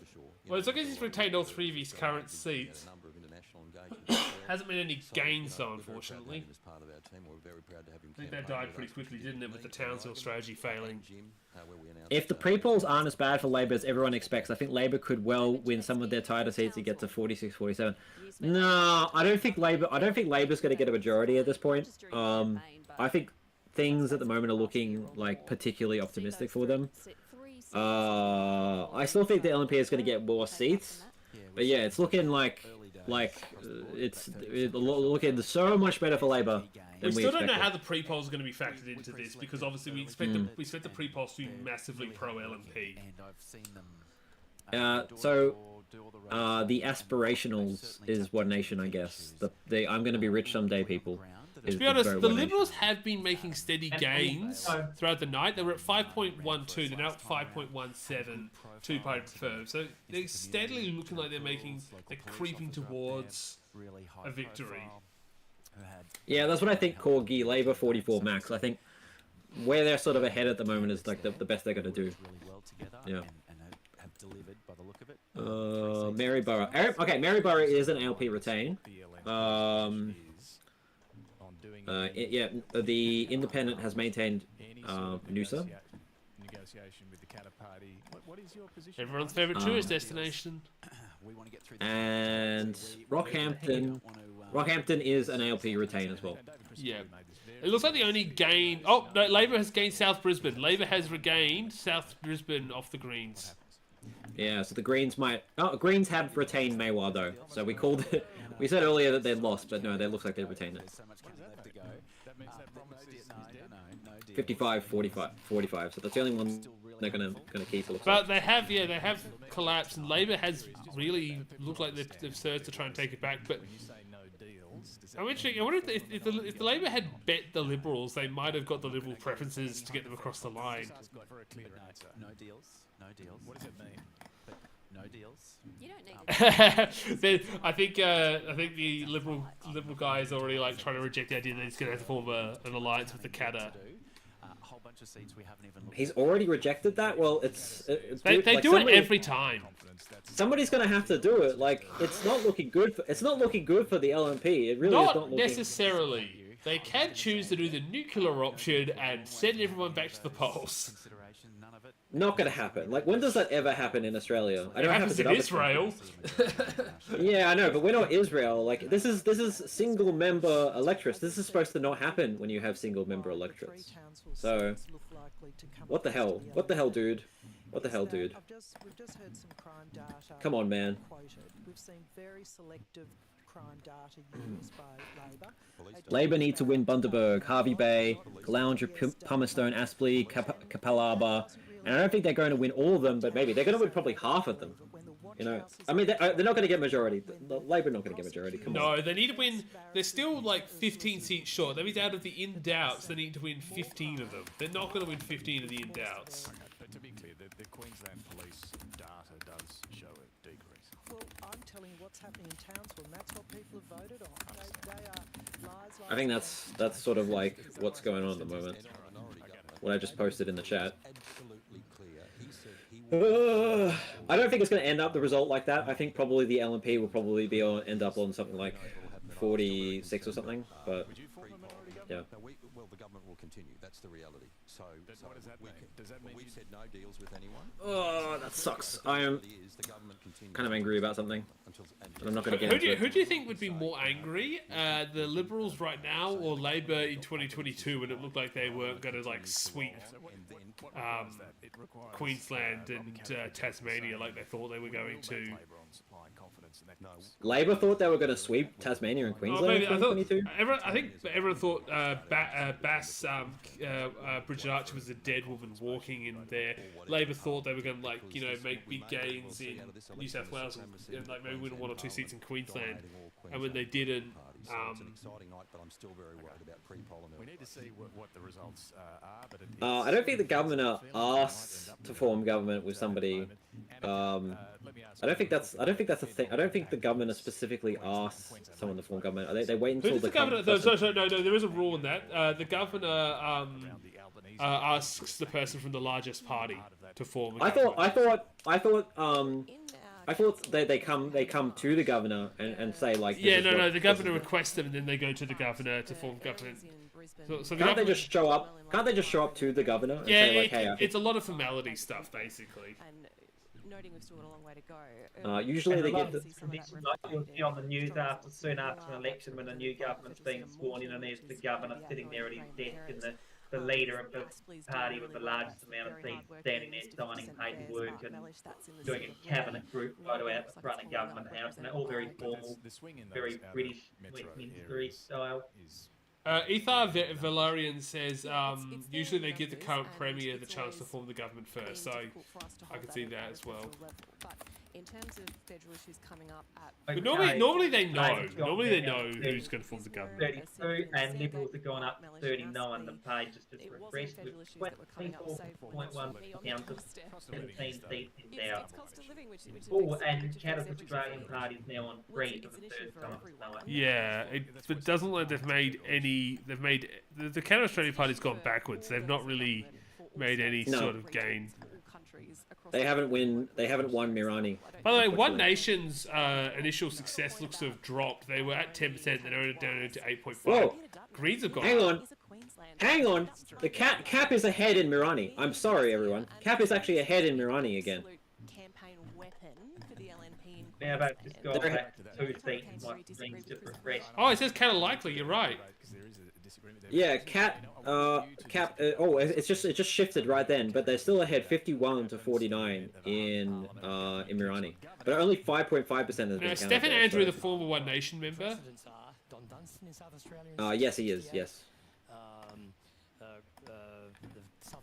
And another interesting thing about One Nation that I know with the voter demographics and stuff is that a lot of One Nation voters kind of drifted away from Labor towards One Nation back in the back in the dying days of the Keating government back in the 90s when there was traditional blue-collar people in lower socio-economic areas. Before here, Labor used to stick up for us, now they're sticking up for educated inner-city elite.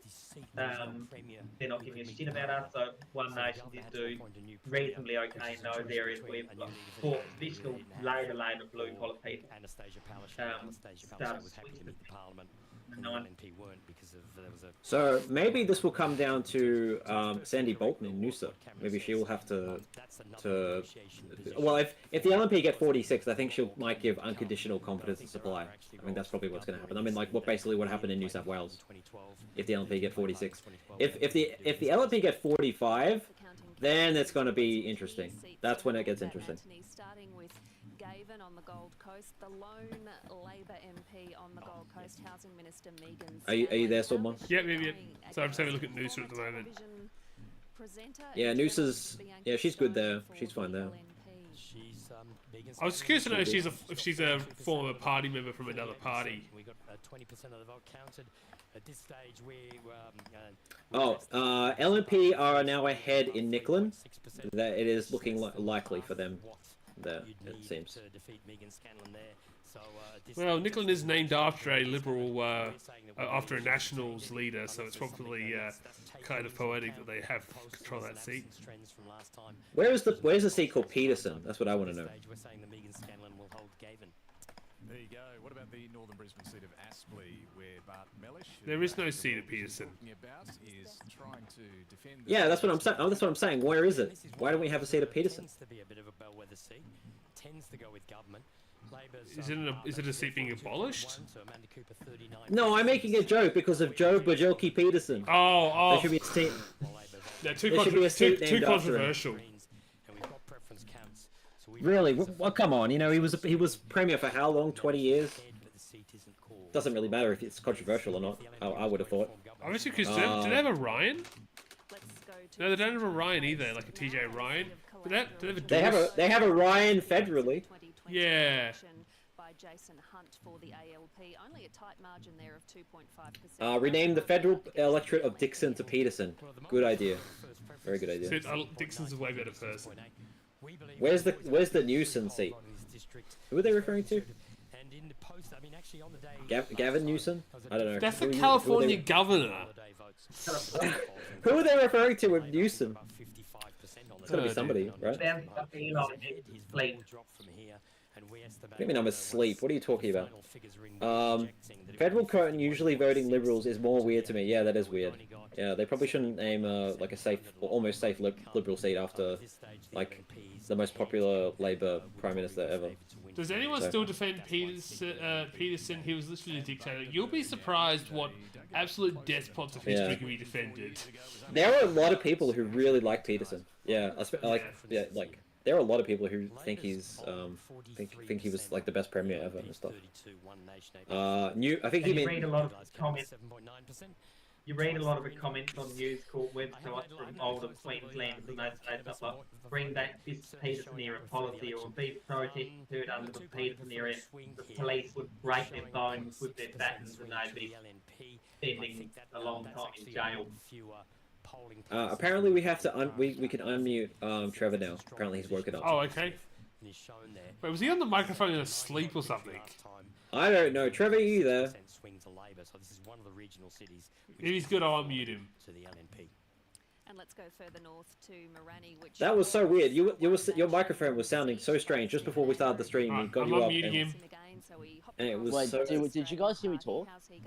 We heard you snoring. Was it snoring? I thought it was like a voice changer or something. I don't know. Like it was weird.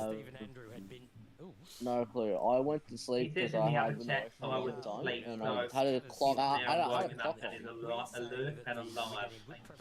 on. How did you answer the call then if you were asleep? He was sleep talking. Because probably. Yeah, I have no clue. That's very embarrassing. Sometime it'll automatically answer because you can do weird stuff. I apologize. I meant to wake up a few hours ago. Anyway, welcome to the stream, Trevor. This is our friend from New South Wales. He was in our New South Wales stream, was it last year? Yeah, and Trevor, welcome to the LNP underperforming in tonight's election. Oh, yeah. I should have said that, sorry. I apologize. It's fine. I've scored a lot more than that this stream and in previous streams. So, yeah. So yes, doing well. And I think what you're seeing. Why do you think that is? Why do you think? I reckon I don't know. Protest vote. Protest vote. Seats like Gavin. It's a protest vote. That's why. That's the reason people vote for Lee. Who's picked up a seat? No, they haven't picked up a seat. They're just doing. Labour. Yes. Well, they picked up. Yeah, that's the seat that they lost at the by-election. They picked up. Yeah, Labour has still not lost enough seats to lose the majority. Yeah, they picked up South Brisbane. Yeah. You know, the Greens like to give themselves. Maybe does. Do you think this whole Brisbane? You know, I know we're talking a lot about the Greens and the ACT. Do you think this do you think might be a trend now? Because you're saying that it's just a small decrease in votes at the ACT. And our MPs, they just worked. They worked so But the whole South Brisbane, that result, ACT, you're saying was just because they're on very thin margins. Incredible one-on-one Simon. Yeah. where the media's fracturing, when social media dominates things. You know what I was trying to say is, and they're talking to you directly. do you think this has like a bit of a pattern for the Greens? Them losing South Brisbane. Because they didn't do too well in the ACT, now South Brisbane. But they did very well in they won their first ever seat in the NT, and they also had a very good showing at the federal election. I think Greens are. Yeah, I think generally Labor is struggling at the moment just because they are in power everywhere, so all the problems are their problems, and they're being punished for that. And the Greens, also being a left-wing party, are also being beaten up a bit with them. But like, as much as like the Greens aren't growing, there's not really any sign they're shrinking. Like, if we look at the full party result totals here, the Greens have gone up. The Greens have gained 1.7% off the last election. So that's not a party in decline. Like, I remind you, the Democrats were like losing like 4% every election until they went into oblivion in 2007. Why was that? It's interesting that in the 2000s, as the Democrats' vote went down, that's when the Greens went up. So many people consider the Democrats to be the successor and third party, whose job is, in the role of the Democrat senator, to keep bastards honest. Friendship emerging, have we, between Labor and Right. Oh yeah. So Simon was pointing out that legalised cannabis is almost doubled their vote. You mean with regards to legalising cannabis? Yeah. Well, how much are they on? How much percentage? 1.7, which is it's really not much. This isn't like there's an upper house where they might win a seat off due to weird preference deals. Vote tonight suggests you need to rethink it. I don't think so. Okay. Pine Rivers is an ALP retain. That's a bit of a surprise. The day before the election, he Yeah. changed his whole Redlands, Labor ahead. Nothing really much has changed in the last bit. Like I think LNP minority it might happen. It might happen. I'm not sure because it's still ahead in Barron River, so that's 41. Then it doesn't matter. I've looked at every seat where I've looked at whoever's ahead in every seat, and the LNP are on 44, Labor on 43. So it's really not. It's not. They're not in the territory yet for majority government. But these numbers don't include like safe seats like John Langbrook's like Service Paradise. It's a decision for Canberra. Well, obviously I've counted them for whoever they're obviously going to go to. But then there's other seats like Harvey Bay, where we don't have any results yet. I've just given that to the LNP. By the way, Bill Vincent said if Miles wins, he should definitely quote Keating's 1993 victory speech. I think I mentioned that earlier, but Labor is not winning a majority here, and I think unfortunately for any Labor or left-wing supporters in the chat, it's gonna be a Liberal minority government. I'm pretty sure. Yeah, but it's gonna be a really funny one where they have to form government with the Katter Party probably. Who have likely going to win 4 seats. Yeah. That's gonna be hilarious. I can't wait for this. Honestly, this is an amazing result. Unless, it ends up being horrible for Queensland. I really want to see the LNP end up on 45 seats, and they're like, fuck, we can't just form government with Sandy Bolton, we got to go with the Katter people. That's going to be really funny. The one thing said though with that is that could possibly their condition for joining could be a conscious vote in abortion, which yeah. Well, I guess though the one thing though is that would mean if a few moderate Liberals voted against it, it would be defeated. So yeah, I'll be interested to see where that goes.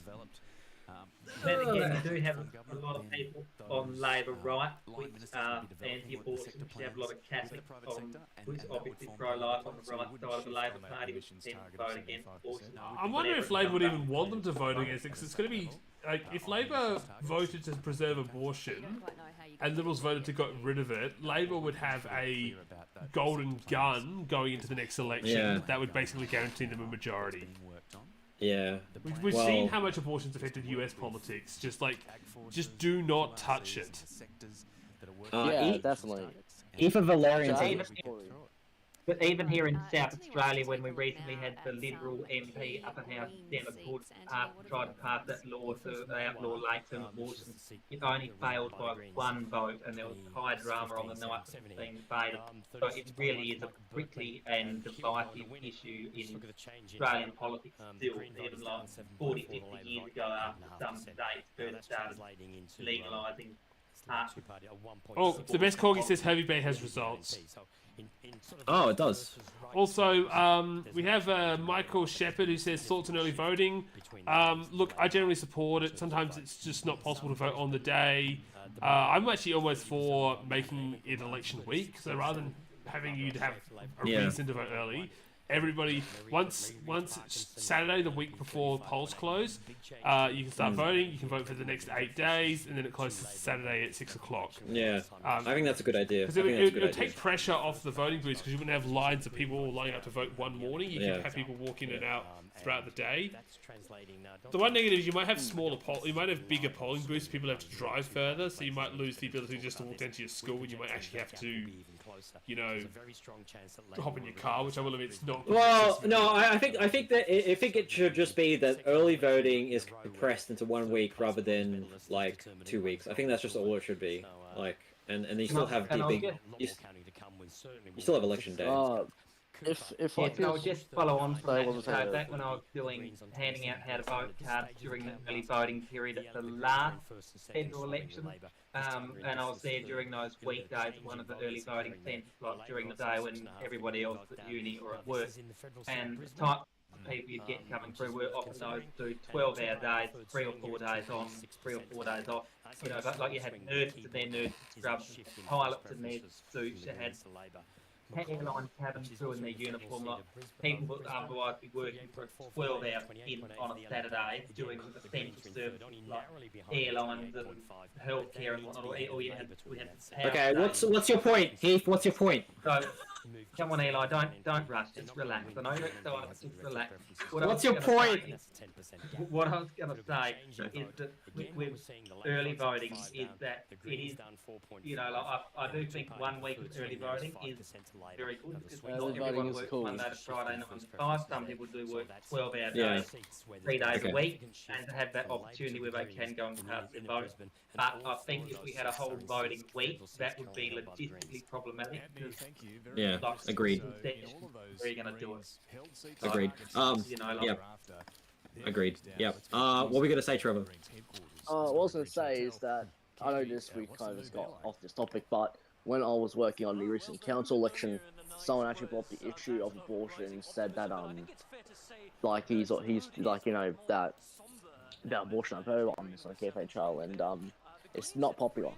A lot of people talk about how they see the abortion debate in America is they say it was a bit barbaric, and I think most people, especially in Australia, at least from how I can feel other people, they don't like to copy the American example. They like to try and stay separate from America, so they do what America does. They do what America does do, basically doesn't do. So, bans abortion. We like abortion. Yeah, I have a question I want to ask you guys. Do you think if the LNP do form a majority government with 47, 48, do you think they're going to change their approaches to anything? Do you think they might, choose to keep the 50-cent fares? They might choose to keep the school program. They might choose to water down their, I don't know what other policies they have. But do you think that was going to affect how they, or do you think they're just going to go, we won, we do what we want? I mean, I reckon they will keep 50 cents fair, because A, they did promise that. I saw that on the 6 o'clock news, and they said we're definitely going to keep 50 cents fair. And B, I reckon if they negged on that, they would piss off a lot of poor people that use public transport, but also a lot of upper middle class white collar workers to catch the train and bus into the office jobs in town will be pissed off as well. They just don't want to piss off people that may vote for them. So update. Committed to. Update. Thuringowa. LNP is way ahead. They were the Labour Party was somehow ahead before, but the LNP are back ahead now, and by quite a big margin. And so that looks like every council seat, as expected, will actually go to the LNP. Okay. Yeah. Yeah. So what I was saying to you, what you're saying about the fees, Christopher Foley agreed to the initiatives that Labor put forward, right?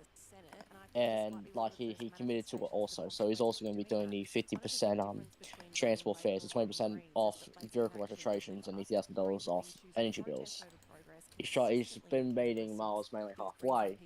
Just that he's also talking about tougher laws on crime, while Miles is basically just not talking about it at all. And that's basically been what they've been doing this entire campaign.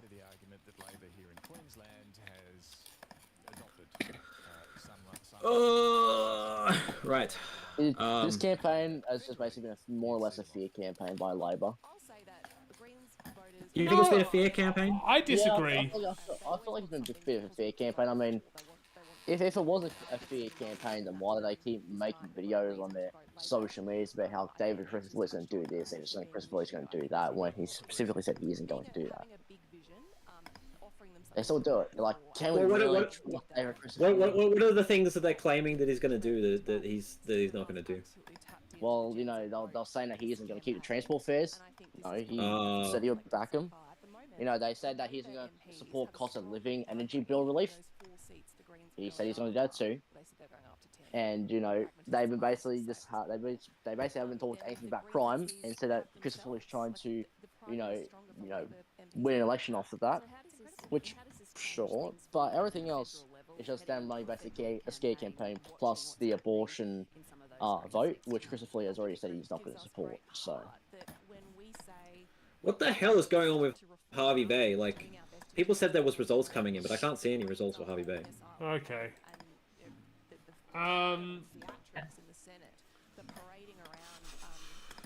It says 2.9. I've seen 2.9%. By the way, on a bit of a random talk, I see someone's posted to Stephen Miles' daddy. I'm not sure if you know what that's reference to.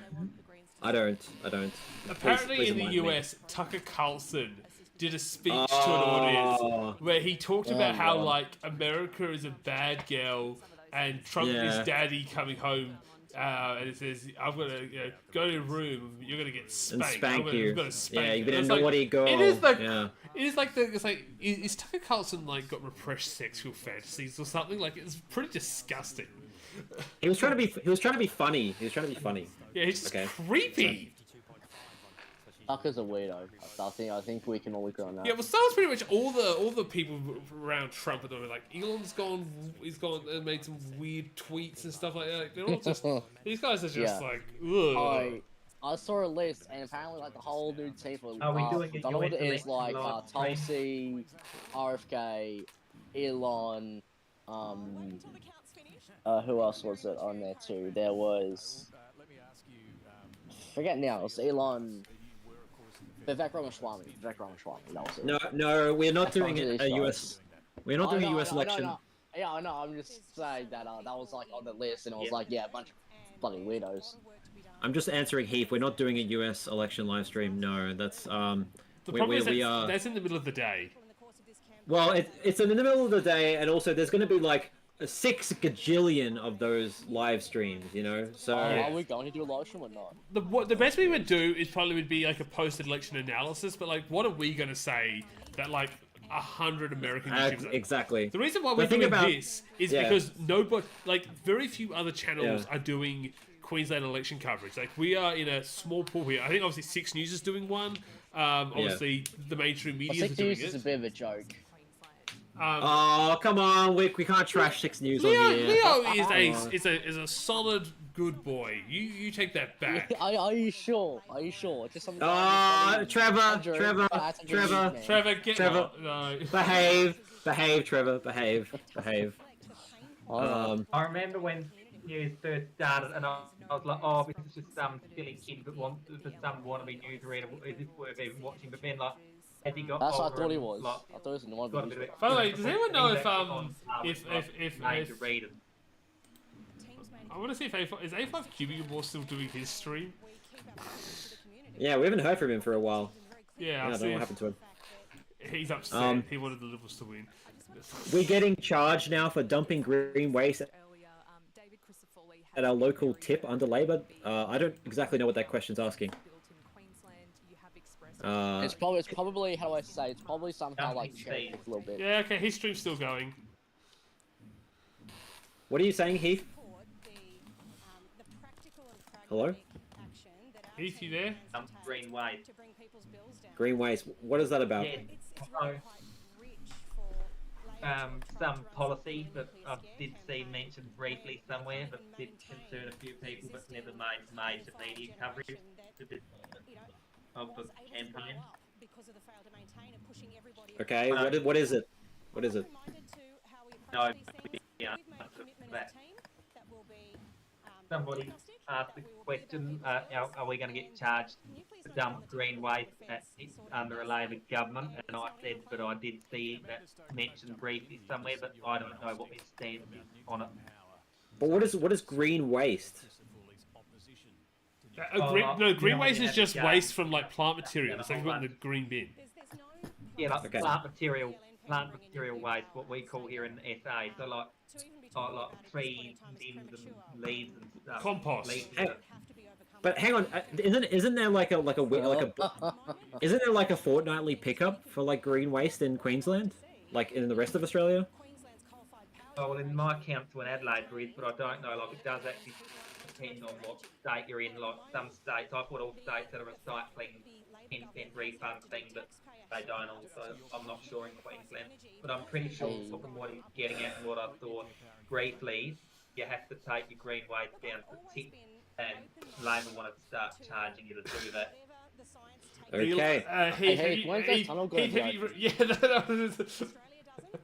The worst person you know is comment about Heath digging a tunnel.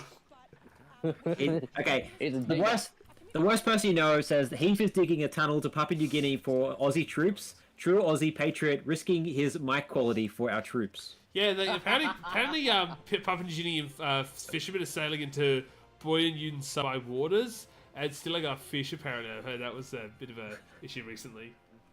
Yeah, so honestly, like Tony Out will be like, okay, guys, so we got to get stop the boat. Stop the boat. Turn around. Yeah, they said there was some Australian sailing couples. I'm sorry, 5 Point Productions. He says, "What are you bros yapping about? We're tired. It's getting late, and we kind of are annoyed that we're not going to get a result tonight." I'm not tired. I'm not tired. I took 2 caffeine pills today. So no, you didn't store in the live stream. We muted you before the stream. We were like, what is this voice changer coming out of your microphone? I was very confused. I was off like 24 hours for some reason. I wanted to get like a couple hours of sleep, so I set my alarm clock and it didn't go off. LNP have gone up a little bit. Labor have gone down a little bit. So are they down to 51? Okay, no, they've shrunk a little bit. Still 51.6. Yeah. Obviously, Anthony Green doesn't show. 51.9. Can't you read? So no. So the site says 51.6. Oh, okay. Well, maybe Anthony Green's okay. delayed. What if he's going to do likely? Let's see what's.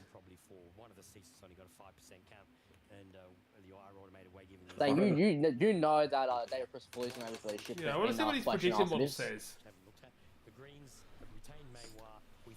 Can I just say the main thing about this that's so good for Labor is the fact that they've held so many seats means a lot of their talent is going to still be in Parliament, and because that's the problem when you have wipeout elections like what happened in the NT, a lot of the talent gets wiped out, and so you have the party has to sort of build itself up from scratch. But luckily Labor's obviously kept a lot of talented MPs in power who should hopefully be able to rally community support for a comeback. Oh, the likely MPs, it's like 44 for LNP and 37 for Labor. Honestly, I think this is just a reverse of New South Wales, to be honest. Like, the coalition held up remarkably well in New South Wales last year, and Labor did not get a majority. This is, I think, just pretty much a reverse. There's still seats not accounted for in that tally.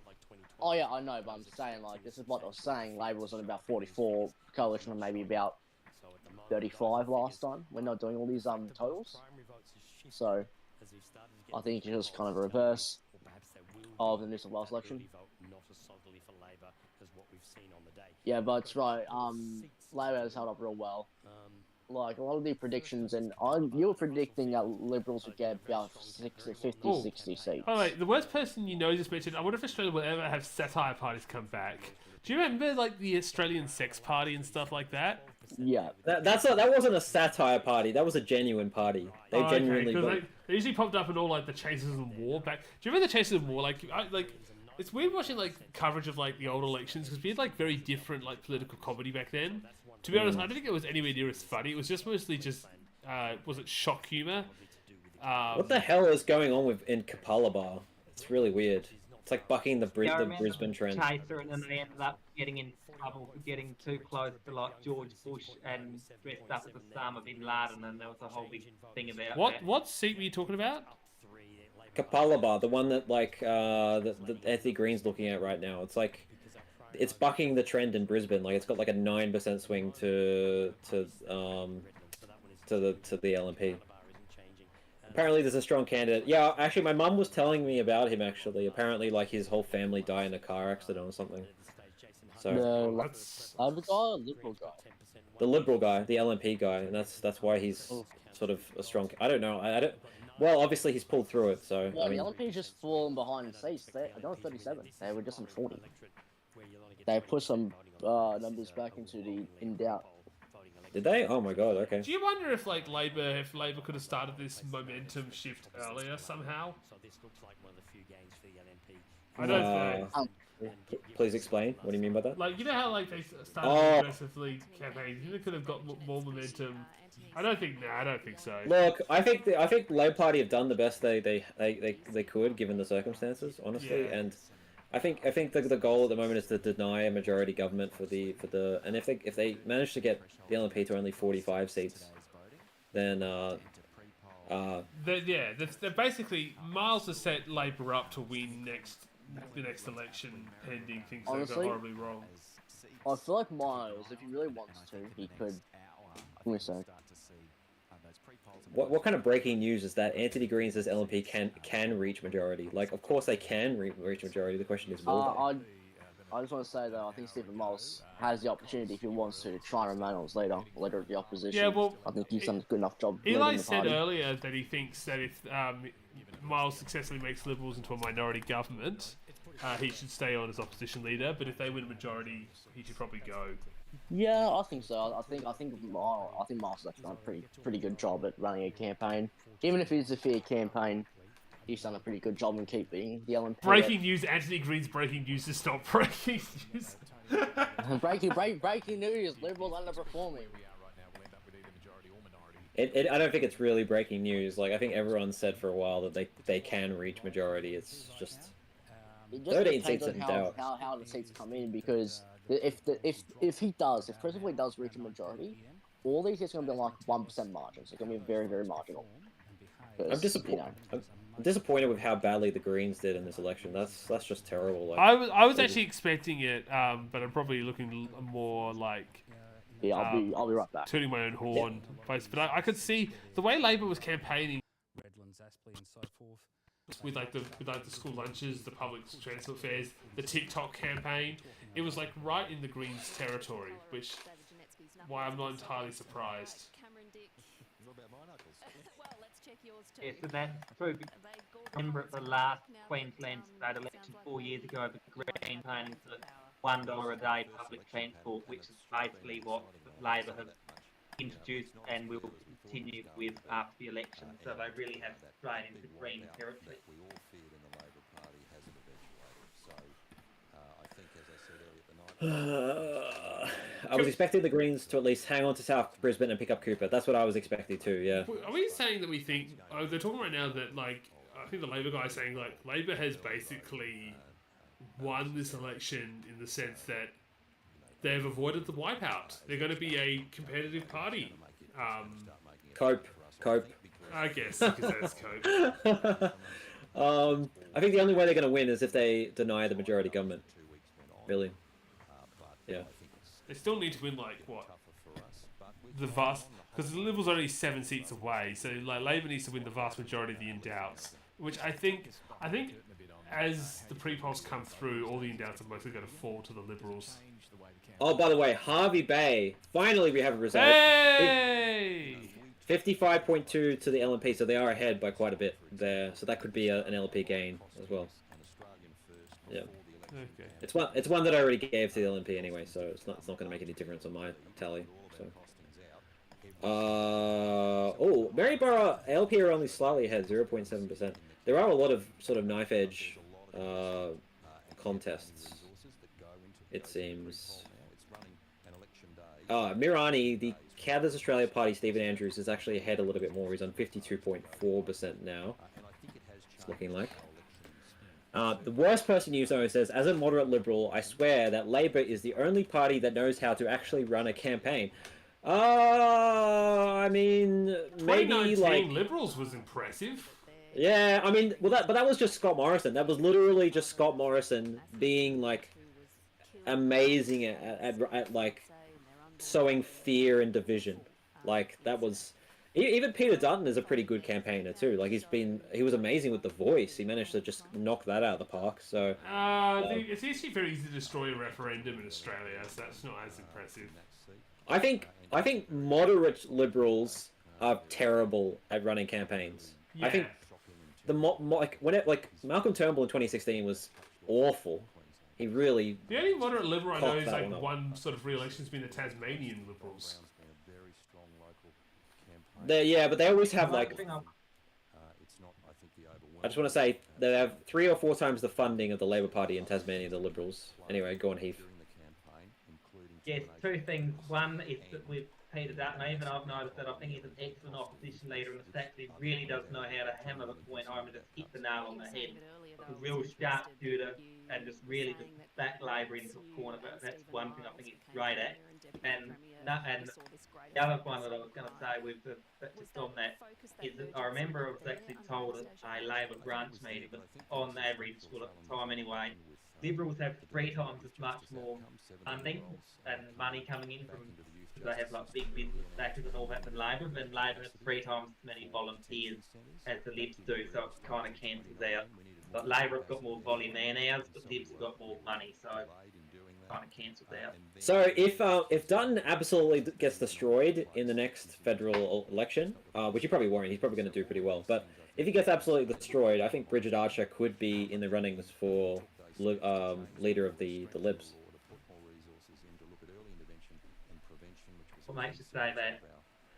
Because I think the Liberals will probably need to go to sort of a moderate angle. I think they'll need to finally give up and say, okay, we're done being this hard right party that they've basically been since they got rid of Turnbull. And even when they had Turnbull in, he was basically just a puppet, like he wasn't actually doing anything. But I think they're gonna need to finally see things how they are. But unfortunately, I think Dutton's actually going to do pretty well, so I don't think they're going to need to worry about that.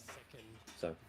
Yes, and the reason why I think Dutton will do well is, as I said before, he really knows how to drive the point home. And your point on Turnbull was interesting, because I remember there were some sections of the public and media were like, Turnbull's going to be this front prime minister, he's moderate, and he's going to unite the country. And then there were other people and other sections of the media and were saying, Turnbull's just a turncoat, he's pretty much just over. Well, anyone who thought that Turnbull was actually going to unite the country were just complete idiots, and they just got proved themselves to be completely the stupidest people. Like, there's the kind of stupid that thinks that ScoMo had like not a chance in hell of winning 2019. That's stupid, but everyone was that stupid. But thinking that Turnbull was going to unite the country, that's a whole next level of stupid.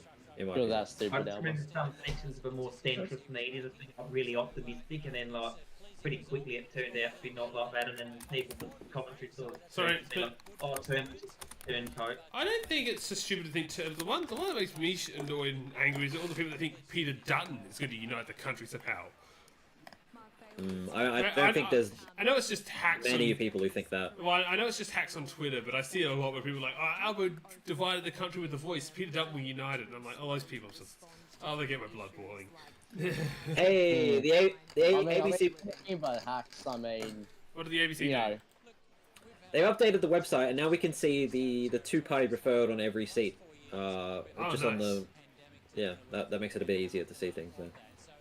Still says 22 seats in doubt on the website, which is just way too many to. Yeah, that's weird. Yeah. Someone brought up the federal election saying it's going to be more like 65, not 72, 72. I don't think it's going to be not that many. So I think there's going to be more seats for either party, just because it's a majoritarian system. I don't think we're going to see a 65-65 makeup. I'm still confident that Labour will pull the polls around. Especially the one thing I like about this election right now is I feel like this is the first election since 2022, since COVID, where a party has sort of gone on the offensive and proposed and promised and done things rather than trying to small target their way back into government. And I really hope federal Labour takes on this and actually thinks, oh, we can actually win by doing the more ambitious stuff. I don't know what you guys think about that. Do you think Labour might take this as an opportunity? Look. I think when it comes to ambitious stuff, all the federal Labour really need to do ambitious stuff is do something with the capital gains tax discount, and they pretty much ruled out doing anything with the capital gains tax discount. So I just don't think it's going to happen. I think they're going to learn no lessons from this election, unfortunately. I wish they would, but I don't think they're going to learn anything. I guess what I'm about with the housing one is, as much as people complain about housing being too expensive and stuff, I feel like the majority of Australians are still house owners, and that's always going to be the problem. Yeah, exactly. More people have a benefit from housing prices being high.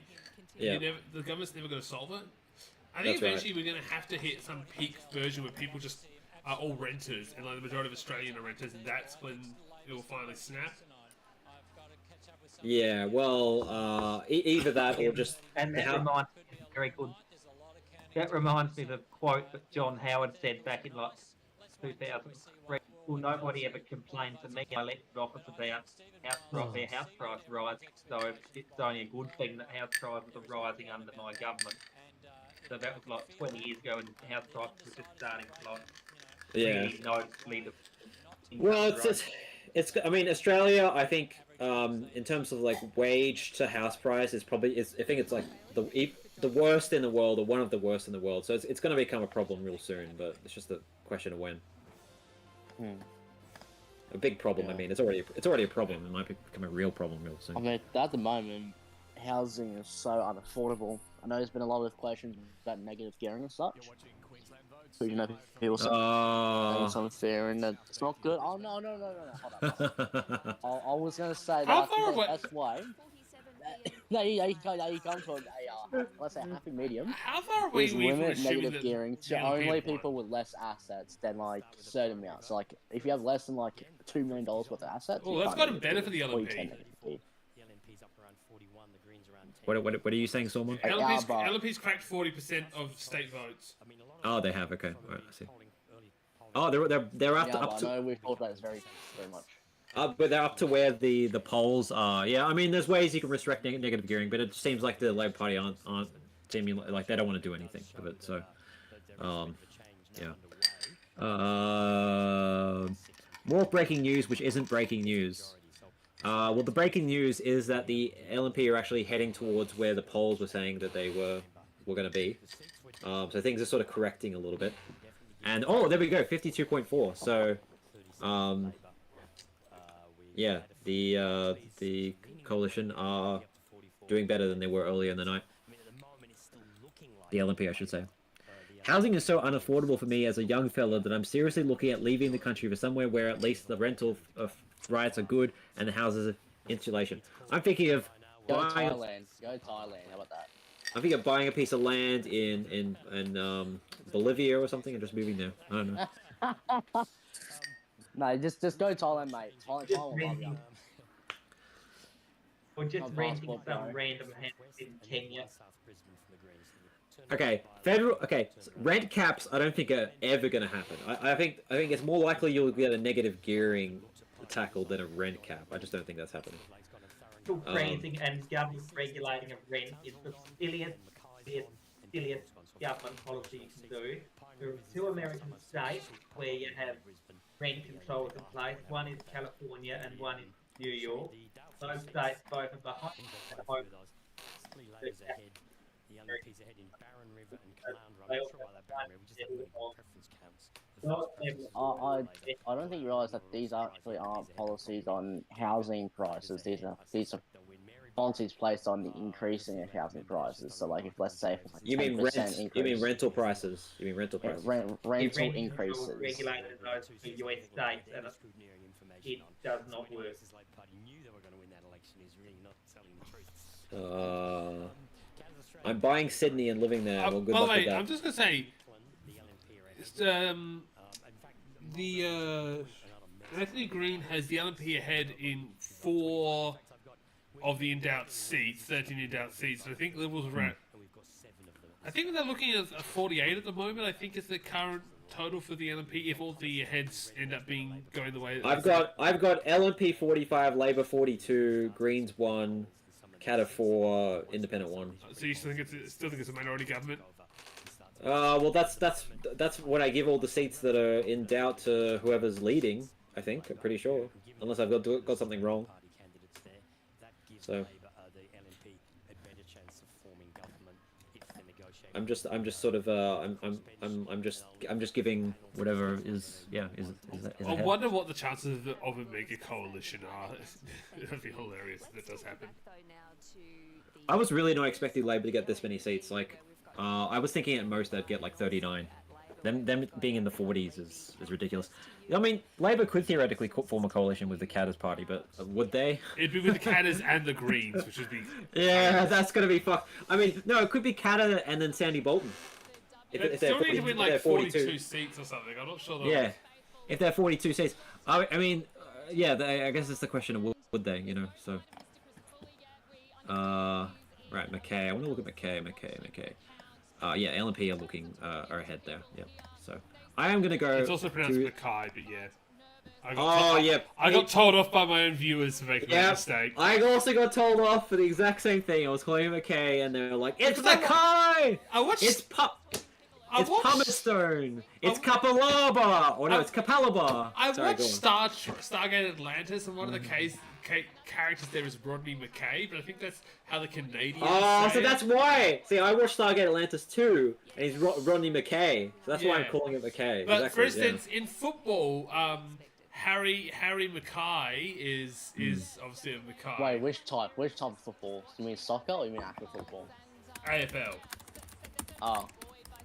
Sure. AFL can be considered like a semi-football. Harry and Mackay both, yeah.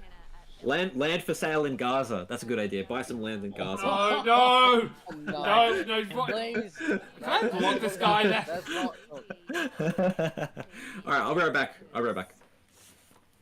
Yeah, so Sormon, For those of you have you ever thought about making a video on the Israel conflict? No! Okay. Why is that? And I'm for not. those of you I'm not. And for those of you who just joined, what's I the just word? like to say thank Qualified. you I'm not to qualified to talk the about. 57 people tuning in Yeah, lately. I'm not talking about that, so I won't know. Wow, Labour's actually really happy at the moment. I just want to say thank you to the 60 to 70 people that we've had tune last half hour or so. But anyone that you've just joined, welcome. Currently, ALP 37, LNP 40, Green 1, Catters on 3, Independents 1 with 47 seats to win, so 7 more seats away from majority of the LNP are. We jump to the results. Unfortunately, the ABC election prediction app tends to be a bit behind the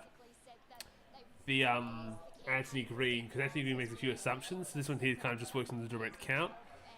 But the Liberals need 47 to win, and they're so they're up in 1, 2, 3, 4, 5, 6, 7.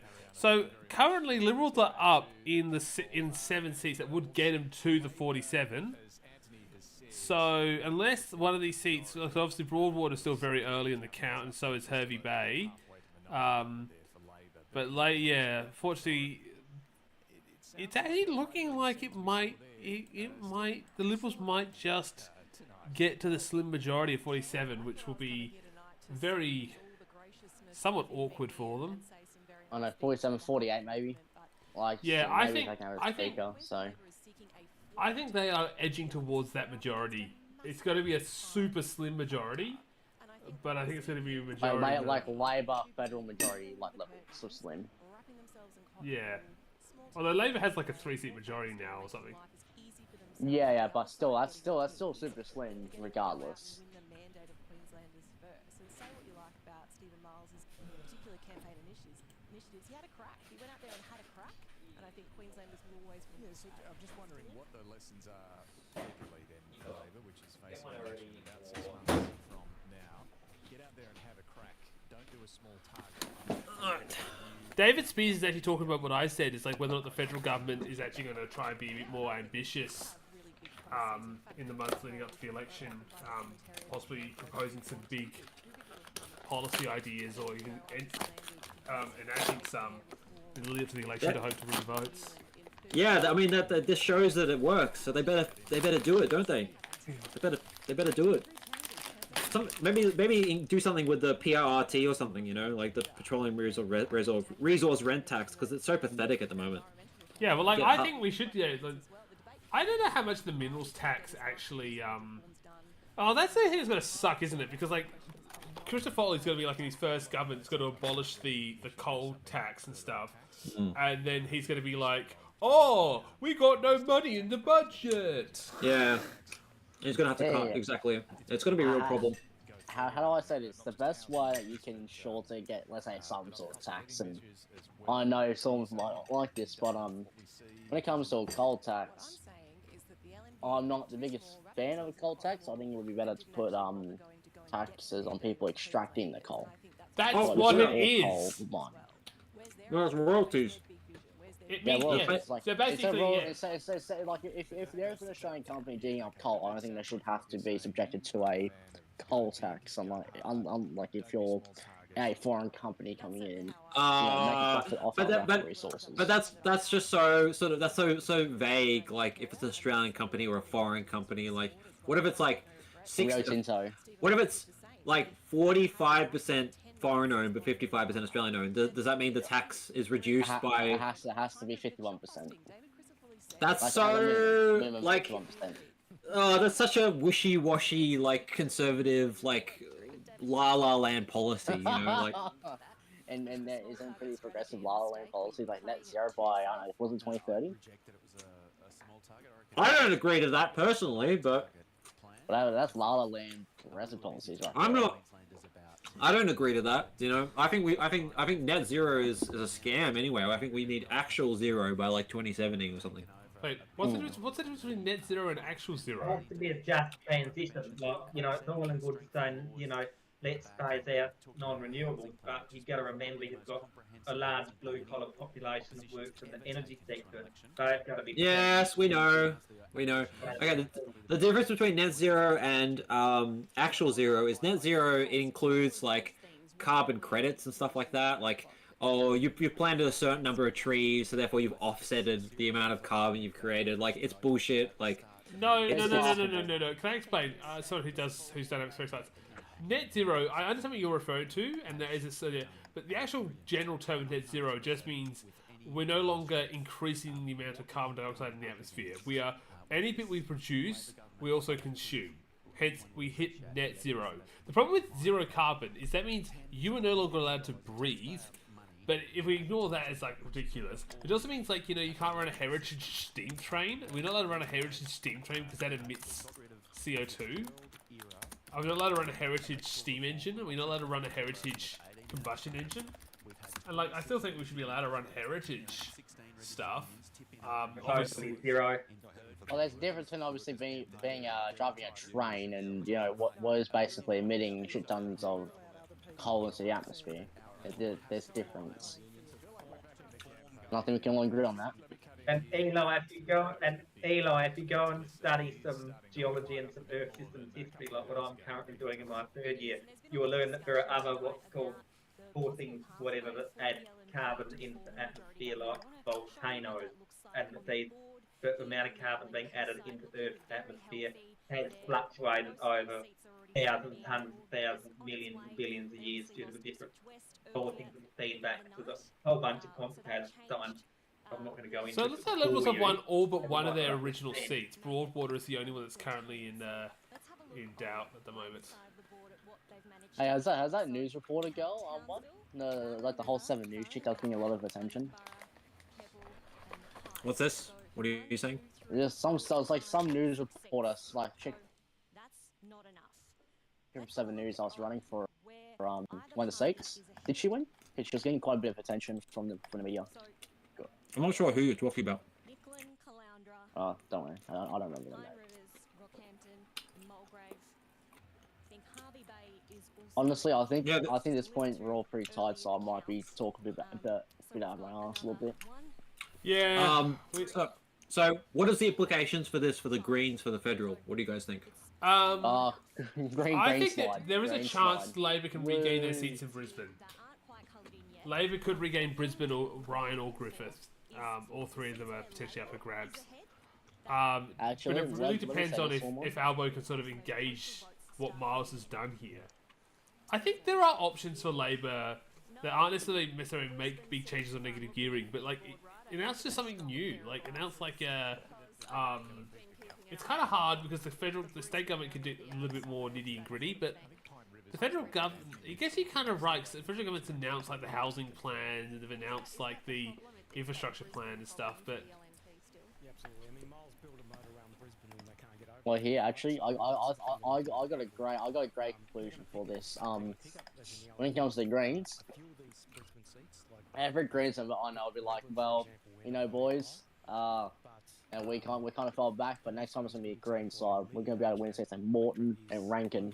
We're gonna do it. You know what the big one they could do? Labor can reorganise the tax code.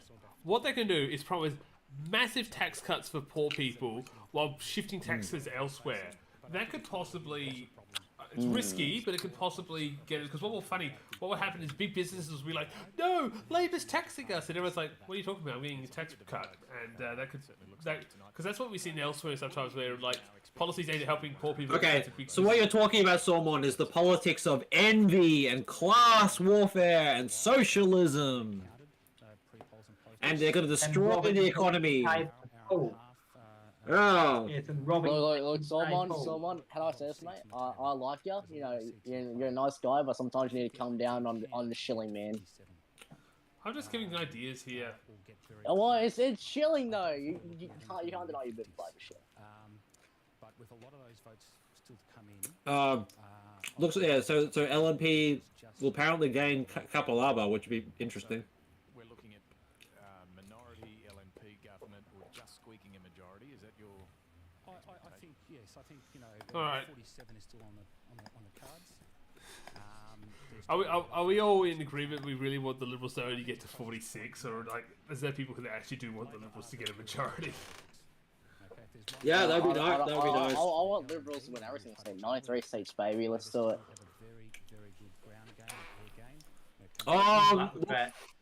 Breaking news: LNP can reach majority. How is that breaking news? That tagline was on there half an hour ago.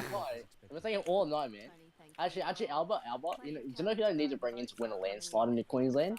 Bring in Randall. He'll give him a landslide. He'll give him that type of landslide. Good point. Randall Sterling running for the WA Legislative Council. Everyone vote 2020, whatever that next election is. Next year, right? Yeah. Next year or something, sometime around there. Yeah. Actually, we definitely need to do a video on the WA election and give it like a special shout to Randy. So at the moment, I'm hoping either the LNP only get minority, or the LP get less than 40 seats. Because I think from what I've seen, currently I'm going to look at where is like Mirani. Excuse me.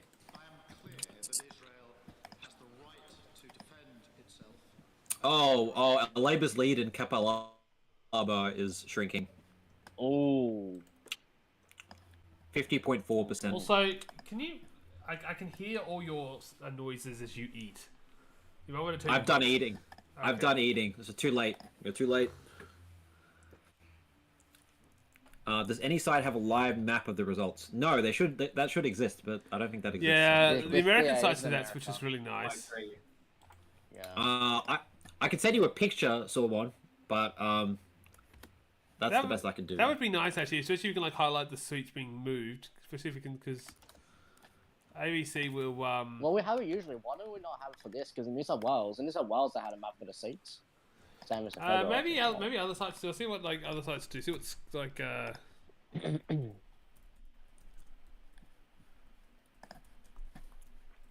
Springwood is close. I thought that was a win for the Labor Party. I thought they'd held that seat. Oh, but it's the LNP are now ahead there. Okay, I need to change that one. Okay. Where did this map come from? So, I wasn't here the entire time, but what was happening in the beginning? Because a lot of people were saying they're going to win a lot of seats. What started happening in the beginning? Did they start underperforming, or did they start off well? They were crashing in the polls in all over last week. Just in the they went from being 55 to like 53 to like 52, like on Friday. Like they crashed right on the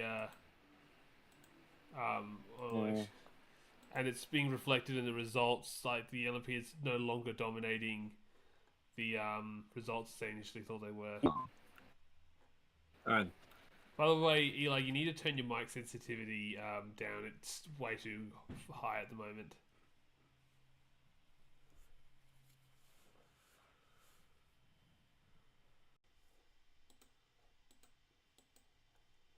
Yeah. So the poll blood are clear now that the LNP. What's the poll blood just saying? They think it's a majority? Yeah, I was just saying about poll blood. What did Sormon say? What were you saying about poll blood? Sure. He said I needed. It is just after 9 o'clock, 6 minutes past 9. We have 34% of the vote counted. Let's give you the very latest on the numbers with Anthony Green. I'm resorting to bits of paper and pen at the moment, but sometimes you have to do the calculations yourself. I think Anthony Green might. I don't know. Do they think the Liberals have reached the magic number? 41.3. Green's 9.8. If Anthony Green calls a majority government here, I think I'm going to consider wrapping up the stream because I'm getting pretty tired. Which is the main feature of tonight, and that's translating into a 6% swing now. So yeah, the Liberals are creeping up. I think the majority is getting almost guaranteed now. I know that's generally agreed upon outcome, but a minority could happen. The Labor Party's got 34.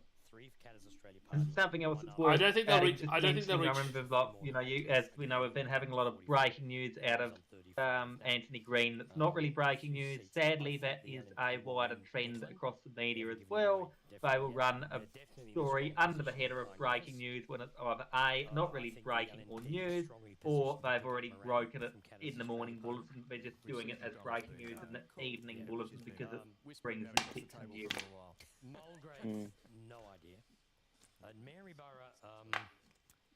So I'm just looking at the poll bludger at the moment, see what they're thinking about things. They're thinking there's a 65% chance that the LNP will win Kapalaba, an 80% chance the LNP will win Barron River, 68% chance the LNP will win Aspley, 69% chance Caloundra,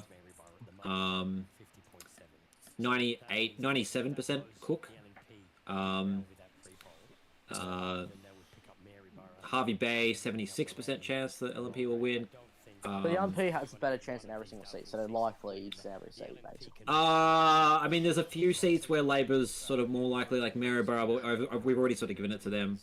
The hell, that must be a mistake. He has the LNP ahead in Mulgrave. I'm surprised about that. I didn't see that one coming. The ABC does actually have the LNP ahead in Mulgrave. Okay. Actually, what happened with Mackay? Because Mackay was held on, I think it was actually Bundaberg. Bundaberg was held on like an 8-vote tally. How's Bundaberg win? Labour retained it. Yeah, Labour has retained Bundaberg. They did. They Yeah, they got a massive swing towards them. Wow, that was. I thought Bundaberg was gone. Yeah. Most people, yeah. But on the other hand, they have lost Mackay. Mackay's years of Labour rule. I wanted to see how bad the swing was. Oh man, the Labour collapsed in Mackay. They were clobbered, yeah. They held it in 2012, which is what's so crazy. Yeah, I have no clue how Mackay wasn't Mackay the independent seat? No, it was a Labor seat. It was been a Labor seat for hundreds of years. In fact, Labor held it during the 2012 landslide. It was like their only rural seat that they held during the Newman era. But it appears that it wasn't enough. Look, to be fair, I feel like Labor has been losing more and more ground on this rural base and rural voter base for a long time, so it's just basically a long time coming. The only problem is the rural population is declining. So sure, as they decline, they become more pro-liberal, but that's not going to matter when when the new seats get introduced in the cities, and the rural seats get abolished. Yeah. Okay, so the ABC has called Redcliffe for the Labor Party, but the poll bludger has Redcliffe on a knife edge. 60% chance the LNP will win, actually. So they're conflicting with each other. Okay. So I don't really know what that means. The bludger reliable. Poll bludger reliable. So they say 12 seats. The poll bludger can be reliable.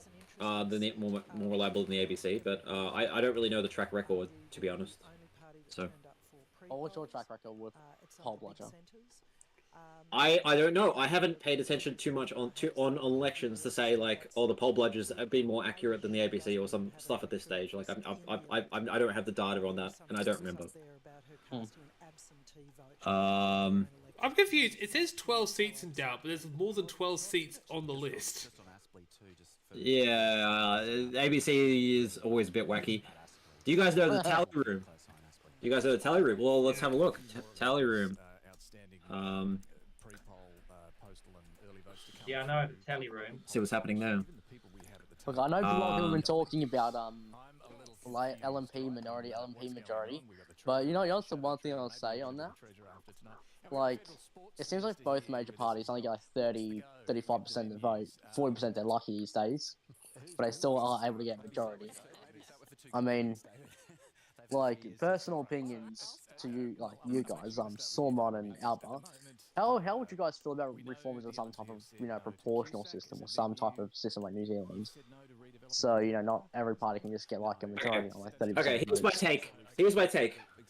I do not like MMP. I think it's a really, really dumb system. Mixed member proportional is a dumb electoral system. I know Heath is going to disagree with me because he always has like interesting opinions, but I would prefer. I agree with you. I hate MMP too. I agree with you. I hate MMP. Thank God. I'm so glad that I have an agreement here on Heath. Why do you think MP sucks? MP though, you get constituencies and proportional seats. Because the constituencies basically don't mean shit. Like, if you win constituencies, but then the total seat number is going to be like adjusted so that it's proportional to the total like vote of the whole country.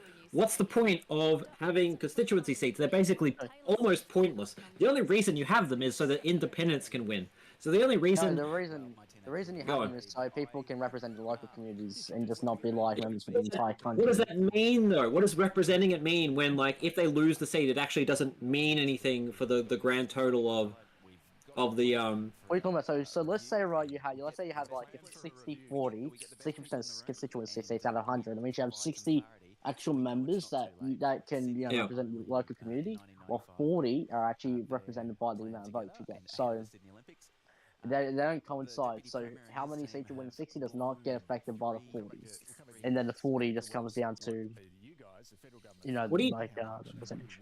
What are you talking about? The whole total it will be the 40 seats. They will be top. They'll be topped up based on what the total proportion is of the primary vote of the whole country. Wait, so, does proportion actually get involved in the seat counts on constituency? No. Okay. No. Oh my God. Just okay. Never mind. I'm not going to go on about this, but like it's just. I don't know what you're talking about, Trevor, because it's. I don't know how you could be defending it because it basically means the constituency seats don't actually matter because the number of total seats for each party will be based on the proportional vote of the entire country, right? So there's no point of getting constituency seats because it doesn't matter. Oh. I wasn't necessarily defending it. I just wanted to see what your opinion was on it because if you have like let's say I was more thinking along the lines that the constituency seats have nothing like they don't coalesce with the proportional seats. They're actually kept separate. There's parallel voting or mixed member majoritarian, and there's MMP. They're two different things. Guys, I'm going to interrupt you here because I'm quite sick and tired of this conversation. I'm going to ask you a question. How do you think a Liberal victory here would affect the Olympics? No clue. I don't know. Because like the Gabba redevelopment was like one of the biggest issues at the moment. What have they said about it? Good development. I don't actually know what the Liberals' plan was for the Gabba redevelopment. I just know the Labor was kind of struggling a bit with it. If I'm being honest, when it comes down to the developments and such, I think the Liberal Party has proved itself to be more along the lines of actually building stuff rather than Labor. Like looking at this as well. No! Oh, come on. No. Sormon. Hear me out. So, listen to this, right? So Liberals were in office for about 12 years here in, New South Wales, and they had a bunch of projects that bring in, like the West Connection and all that, right? What Labor did when they first came in office was cut all those projects and get rid of all the projects in the pipeline. So they're gone. They're gone. Like they're fully gone. They're not coming back. And the demolition contract that was needed for the local stadium where I live, they didn't even have a contract until the other day when the demolition was supposed to start 2 weeks prior. I think you are getting a very biased view because you're from New South Wales, where yes, the Liberals were in power for a long time and did a lot of projects. In a lot of other states, South Australia, the SA Liberals got like nothing even started when they were. Well, I'm not talking about SA Liberals. I'm talking about different state parties. Yeah, but no, you made a general statement about the Liberals, and I think you'll find outside of New South Wales, the Liberals are infamous for like not building a lot of stuff. Yeah, because it seems like in New South Wales, Liberals we love to build here. Well, they're also just in for a long time. They did a few little projects back in SA when they were in from 2018 to 2022. They did do a few little projects like extending the Flinders train line to one stop, or fixing a few road intersections, dog legs here and there, and that. Just little projects, but no major nation building type things. But granted, they were only ever in for 4 years. But then again, they were only like. So, how has Malinowskis been as Premier? I don't know much about the guy. Has he been actually doing like projects or not really? I think he's been really good, quite reasonable. Peter Malinowskis, or Marley, as Channel 7, the advertiser loves to call him, is from the Labor right choppy. He's quite level-headed, and I think, and some people think he'd do great in Canberra as well, but he actually explicitly ruled that out. He said, I'm not going to run for Canberra. I like state politics because I can be home in 5 minutes, and I'm at the coalface of delivering services at state level. But, yeah, it's very level-headed, willing to accept both points of view. He's pretty sensitive with his policy approach. I reckon he's definitely more than one-term Premier. So, Sormon, I know you live in the ACT at the moment, you live in Canberra, but do you ever plan to return to South Australia? Yeah, like obviously I have the issues that like my work is in Canberra, and it's not like the kind of job I do is not one that I can sort of easily find an equivalent replacement in Adelaide. You're a microbiologist, aren't you, or something? I'm a geologist, or an earth data scientist. I'm not sure what a geologist is. Somebody studies the earth, basically. Oh, so like you're like ancient person, like you study fossils. But the Incredible says, what's your opinion on making a Dutch-type political system? I don't know the best about how the Dutch do elections. I'm sorry to ask that question. The Dutch system is complete. All right. Firstly, you're talking about archaeology,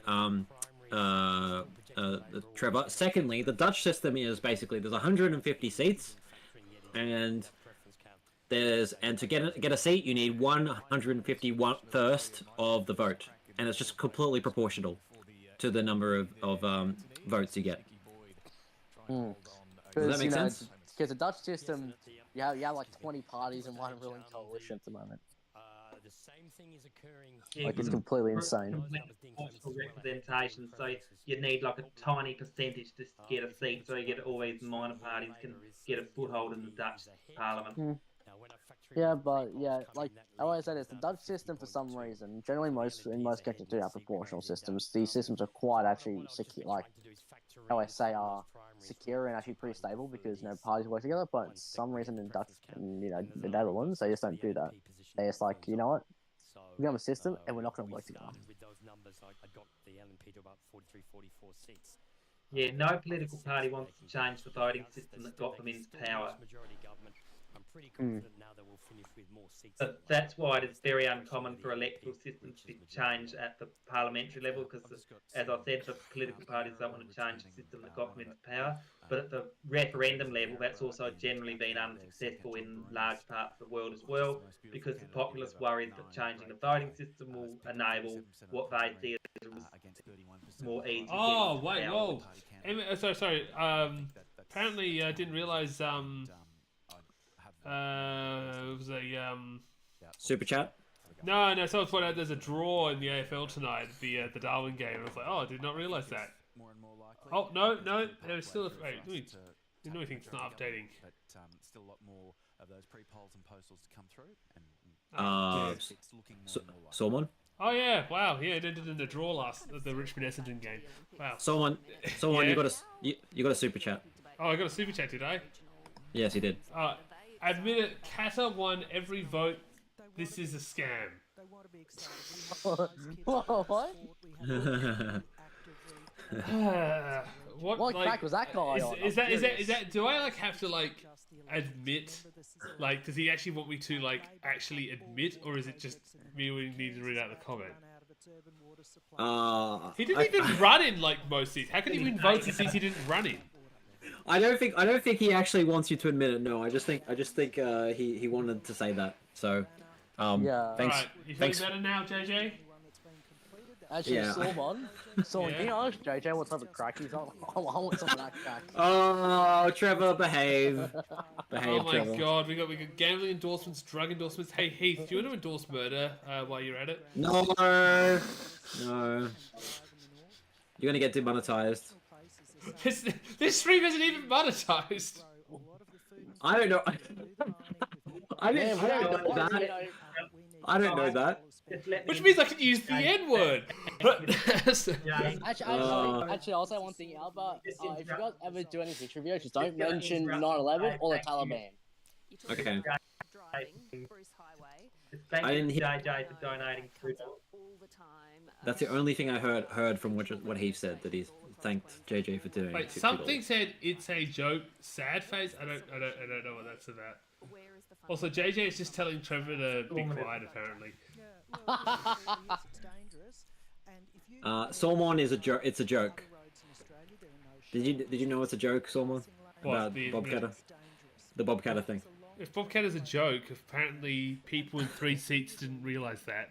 No, the thing that JJ said was a joke. JJ, hold up. I'm not trying to make fun of you. I'm just being sarcastic. Because I'm pretty sure you're probably just wanting to get your comment read out. I don't think you actually believe that. So I think he's got his $2 worth with how much we've focused on his comment. Yeah, true. $2 well spent. Well, then he's the only one that paid for a comment outside of the guy right at the start who said thank you. Well, that guy paid me $30. So JJ, where's that's a joke. Oh no! Please, don't become that chick. You know the chick that was like, "Why do you guys watching for fucking hours and you only pay me $2? Pay me more." Well, no, I'll just do the. And then it wasn't the Zilla guy. It's like, oh, you pay me $2, mate? Oh no, you don't need to do that. Okay, Nadrini says. Eli takes off fast for the Concorde. I'll just quickly say. Now I forgot what I was going to say, but there was one question I did see slip through, and was, are you guys going to do a WA election stream? Ooh, yes. Of course. We're supporting our boy Randall. That's right, Randall Sterling, 17th on the Legislative Council ticket for the Liberals. What about Meow Ludo Disco Meow Meow? Win a landslide. Still the best candidate name. Yes, that's interesting. Little And Starly. just what I remember what I was going to say now. What I was going to say is, even if it's only $2, look, it's a cost of living crisis. We're all poor. Money's tight these days, so even $2 is greatly appreciated. Obviously, $39 or whatever that was before, that was great, but even $2 was really good. So, Oh, that's good. Yeah, $2. You know, the unfortunate though thing is like $2 today was maybe like would be like 50 cents 5 years ago because of inflation. In regional Queensland, the Bruce Highway, Annika Wells, is there any? Like Other you way do that, around, right? Since we've been printing money, since we've been printing money and everything, it's just inflated the the value of the dollar. In the coming budget, Devalued it, but yeah. Okay, so so any money coming their way is great. If it's $2 or $39, thank you. update: the LNP are ahead in Mirani. They've taken over from Stephen Andrews. Well, what's going on? Did the Greens have a chance of losing that seat? There was some talk about it, but I will look on it again. I mean, ABC has it as a Green retain, but the margin has narrowed. The Greens are only ahead 51.3% now. Hey, actually, what happened to Ruza? He is busy scrutineering and holding his head in shame because the LNP did not do as well as expected. But I didn't realize he was a Green supporter. Is he an LNP member, is he? Yeah. No, Ruza is a Conservative, and he is, I believe, a member of the LNP, yes. Okay. Yeah. I was doing some scrutineering for the Liberals back. Has he sent you any messages? Like, can you contact him? No, he hasn't sent anything. Ruza, by the way, for anyone who's wondering, is Pack. He's the Pack guy who was on my video for Queensland. Yeah, it sucks that he wasn't able to make it on because I would love to have like an actual local cover the elections. He's from Mackay, isn't he? So that would be like good too, because like local and Mackay and the whole 100-year thing. I know he's in the seat of Whitsunday. I don't actually know exactly where he lives. Oh, okay, Whitsunday, alright. Well, question two. Why would you want to know what a 16-year-old lives, man? That's a bit creepy. Yeah, question to all of you. Could you compare this election to Victoria in 2010? Were the LNP win a narrow election but lose the next? I'm currently thinking yes, but obviously I don't know what, 4 years' time, this situation could be very different. For instance, if crime, drops massively in Queensland, even if it's regardless of what the LNP does, that could score them big in the countryside. If there's, an economic boom or a mining boom. Also, if there's general hatred, if Labor gets re-elected next year, but then becomes, highly unpopular on the federal level, that could also allow the Liberals to do something. But yeah, without generally an incumbent government just always loses seats. Although weirdly, Labor gained seats every time. You remember they gained seats in 2017 and 2020. So yeah. Fuck. Okay, so the LNP has somehow won Kapalaba. Everyone. Hey Sormon, I actually got an idea for you. So you've been doing a lot of your series on electors and shorts, right? Yeah. I know you said you're not going to cover state elections, and fair enough, but I got an idea that you could do. The weirdest politicians, the absolute, just downright weirdos, the obscure dummies. I was watching something on this guy, what's his name, Jim Salamani or something, and he's some Nazi, and he's got a lot of attention. Okay. I mean, I don't think you. Very quickly, Eli, just very quickly, I'm about to nip out, have my 10 o'clock cup of tea, so I'll be back in about a short cup of tea break. See you later. Okay. I was gonna say that you don't have to go straight for a Nazi. You could start with Joe Bajelki Peterson or something like that. Yeah, you can do that. Yeah, But, you could. Look, I was going to news guys, and so I was going to mention near the end of this video. I have written the script up for the Queensland election video. So I was going to wait until this election's gone through and update some of the details from this election afterwards. But I have written the majority of the script, and I will start recording it. So for those who wanted the next episode of Red State, Blue State, I have the Queensland script all written up, and it's going to be hopefully done before the end of November. So for those of you who are really keen to see that, because my Red State, Blue State videos have actually both done really well, my New South Wales and my Victoria one. So I'm hoping you guys will enjoy that when it comes out. Fingers crossed before the end of November. Honestly, the best Red State Blue State you should do is Tasmania. That runs from Red State. I'm working in the states in reverse population order. So Western Australia's next, then it'll be South Australia, then Tasmania, and then I might do the territories together.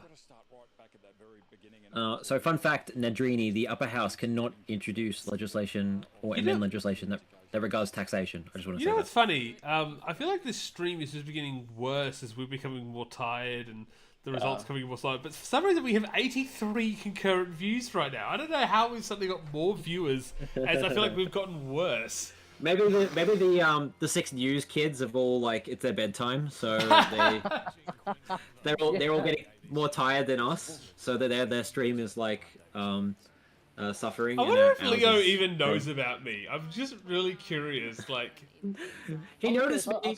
Senpai noticed me. Actually, I'm curious. So wait, so when it comes to 6 News, are they like they're doing like laughing like as news reporters, like live action role playing? No, what? Okay, define role playing. Like, if they put on the suit and report the news, how does it make any difference from Channel 9?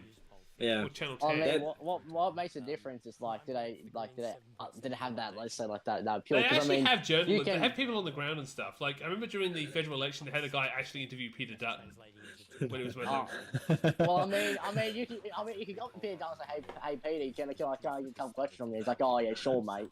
And then he might get a couple questions and say, slip of appeal of approval. That's journalism. Trevor, you got someone in the comments that's flirting with you at the moment.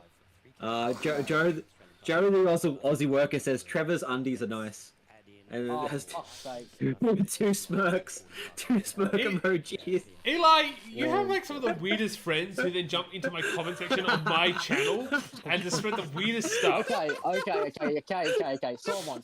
Oh, we got more viewers. The stupider the stream gets, the more viewers it gets. Sormon.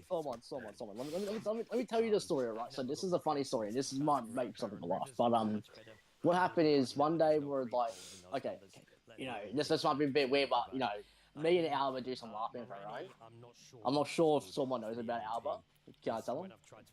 No, we're not getting into this in the middle of a Sormon stream. No. I'm just saying. For later. All right, we're talking about Queensland here. We're not talking about LARPing, okay? Okay, because you know we do. We're talking about laughing.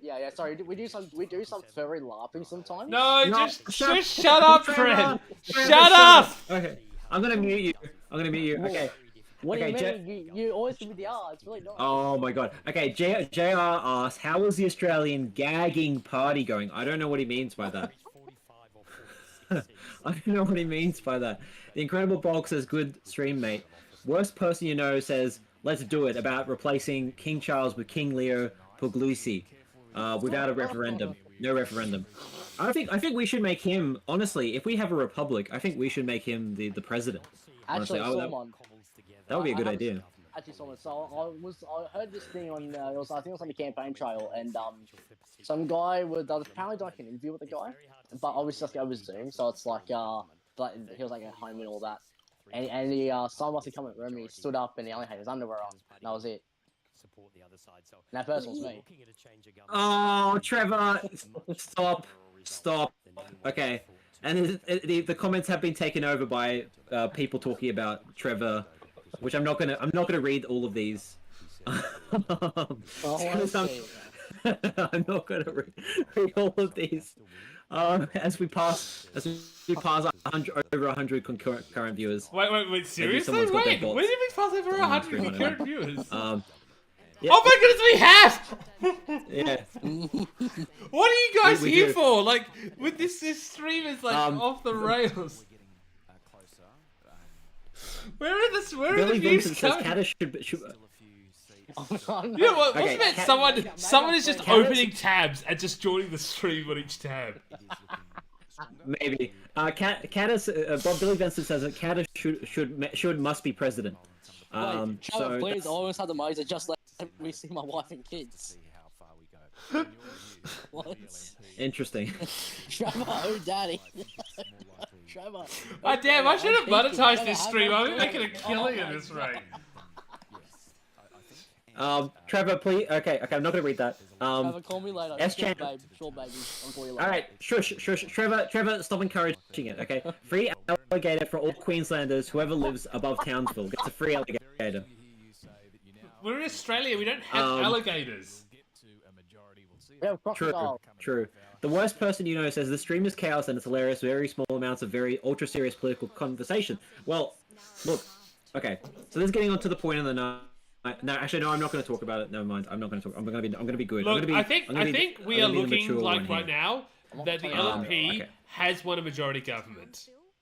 I think it's looking more like, I don't know what the chances are right now, but like, We can go for another hour. no, we're not going for another hour. We're literally going to wrap up in probably the next 20 minutes. Hey, hold up. So there's another one. Trevor, please unchain me from your No, phone. we're not reading that stuff out. Okay, do I kick Trevor? Yeah, I'm just going to call you. I'm just All gonna right, call you. I'm muting Trevor. Oh, no, Sorry, okay, guys. hold on, Goodbye. hold on. 14 certainly gives them a possibility of a narrow pathway. Okay, Alright. we've left the group chat. It's just me and Eli now. I'm sorry, but like we just could this. Okay, so yeah, it looks like probably it's going to be LNP majority government, because they have taken a bit of a higher lead after probably pre-polls and postal votes have come in. Do you think ALP leadership will be between Dick and Fentiman? Do you have any? Do you know anything about the Queensland? Sorry, I think you said Dick and Fentanyl, and I'm like, what the hell? We can get Trevor out of the conversation, but we can't get Trevor out of our hearts.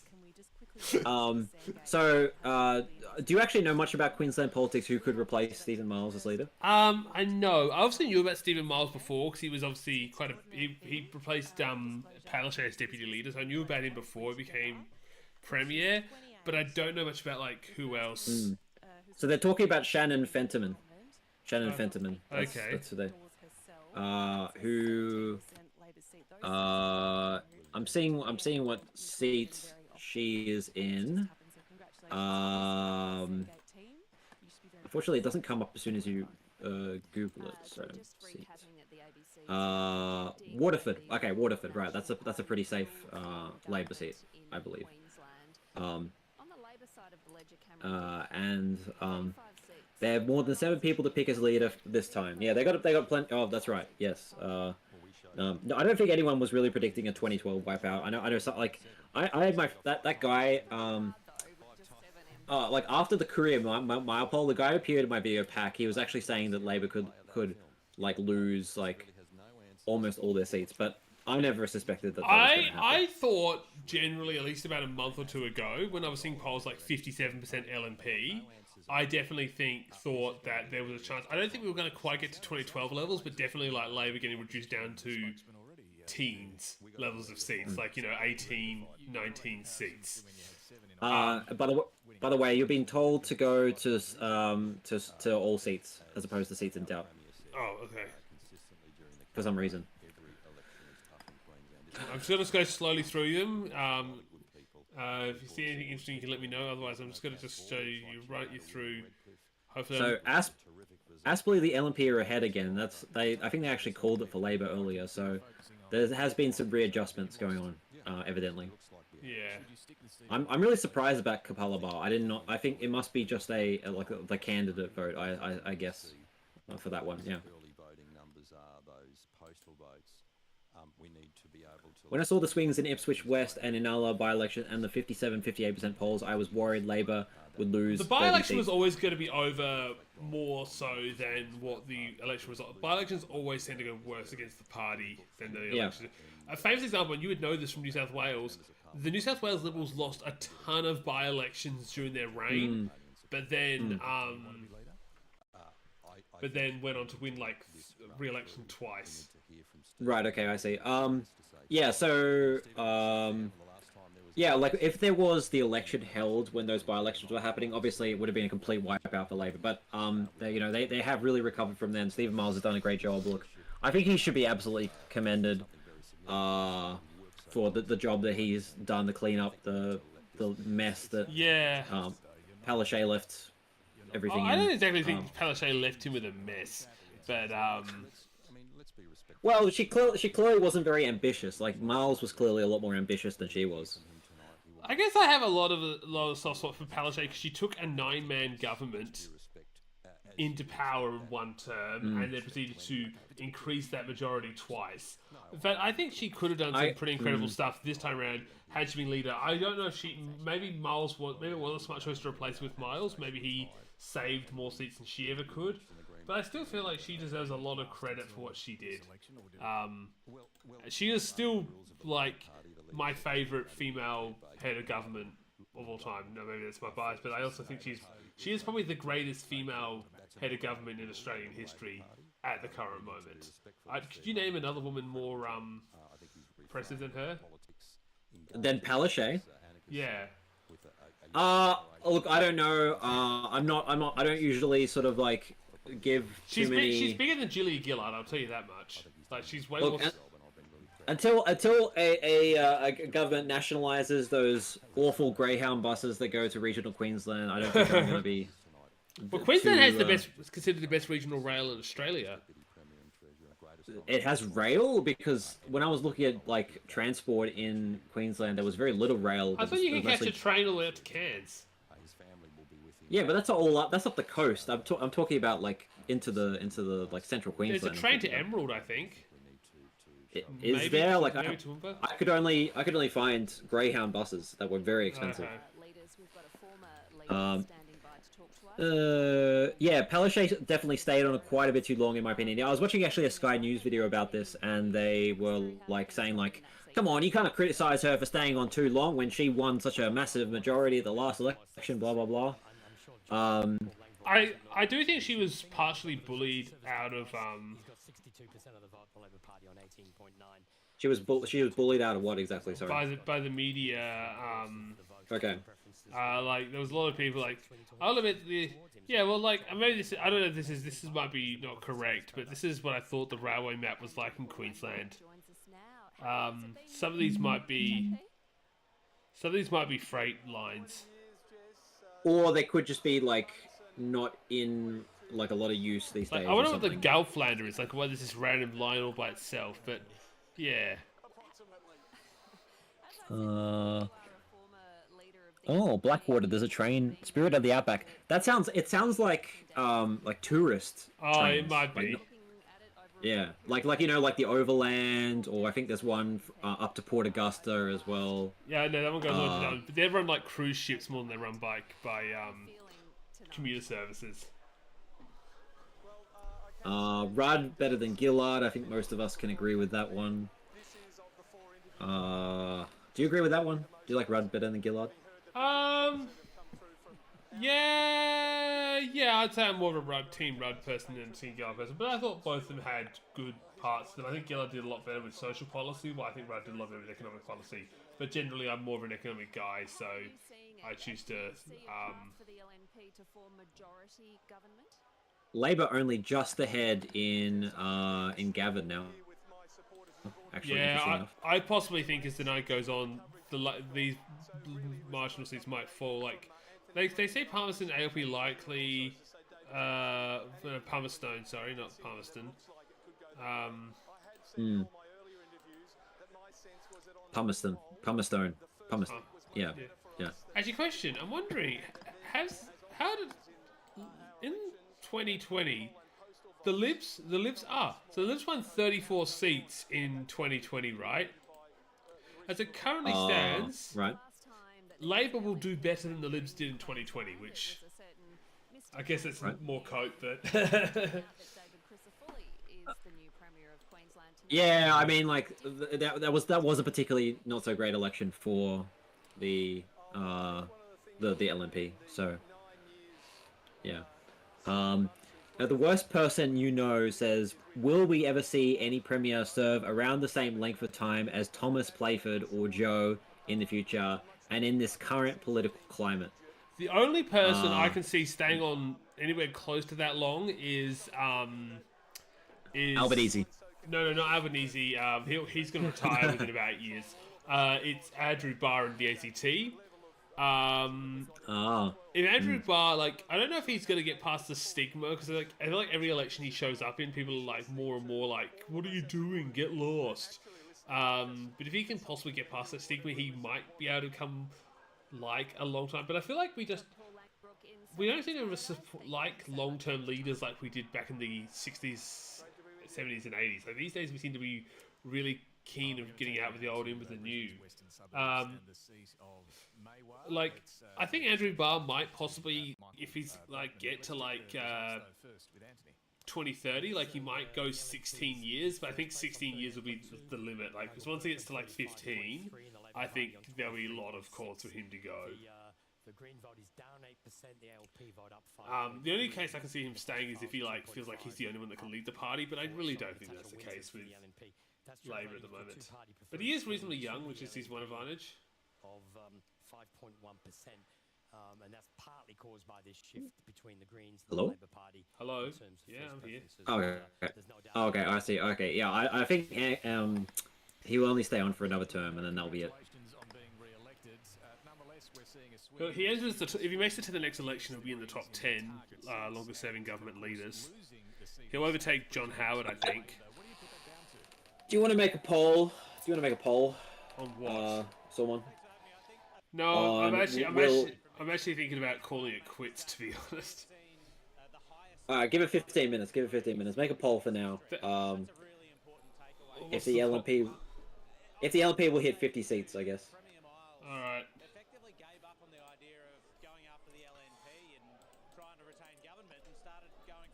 No, keep going, says the best corgi. I mean, I'm game, but I've had 2 caffeine pills earlier today, so.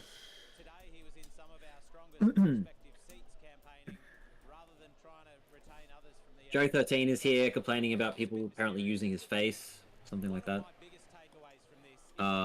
Welcome everybody to the stream, by the way. We're still going. It looks like the LNP are clawing back. What do you mean clawing back? Labour They're Party already did ahead. really. Well, I mean, they're clawing back from their position where they were like equal with the number of seats, you know, like that was predicted. But they're ahead in quite a few seats now. So yeah. So yeah, the LNP will get a majority. I think Anthony Green should just call it at this point. Caloundra, it's back to LNP likely. I feel like it was an LNP game before. It doesn't seem that you're on track to pick up. So yeah, it's looking like LNP majority is going to happen. Anthony Green shall be calling it soon. My computer's starting to die, I think. Oh, what computer do you have? Oh no, it's just been running for so long. Oh, okay.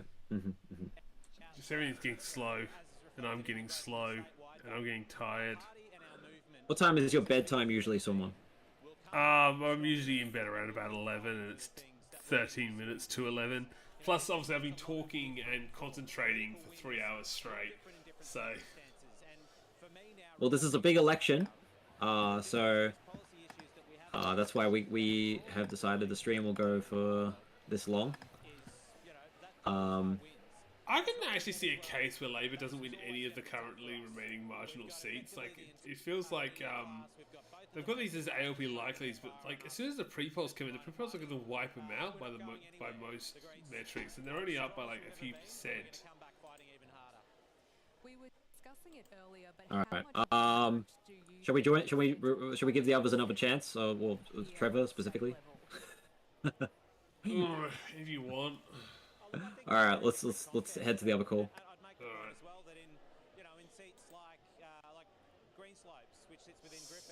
Sorry guys, my computer's just been really slow right now.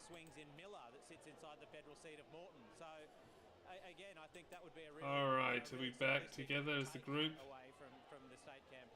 Oh no. I think we've got a lot to be excited about for the future of the party. Michael, thank you for joining us. Guys, I think I don't know what's going on, but my computer's running into bandwidth issues and stuff. I don't know what's going on right now, but like everything's getting really slow on my computer right now. Maybe in about 15 minutes or so, we'll keep you posted on that. Let me go to Cos and thoughts on the probably they'll get a majority. Sormon, what's happening with your computer? Give us some deets. Have you tried logging off and logging back on again? I know that would kill the stream if I did that. I think he means a Discord. I think he means Discord. Alright, I'll try to restart Discord. But the problem is that you would be able to talk, because obviously... That's fine. Just, we'll wait. Alright. We'll wait.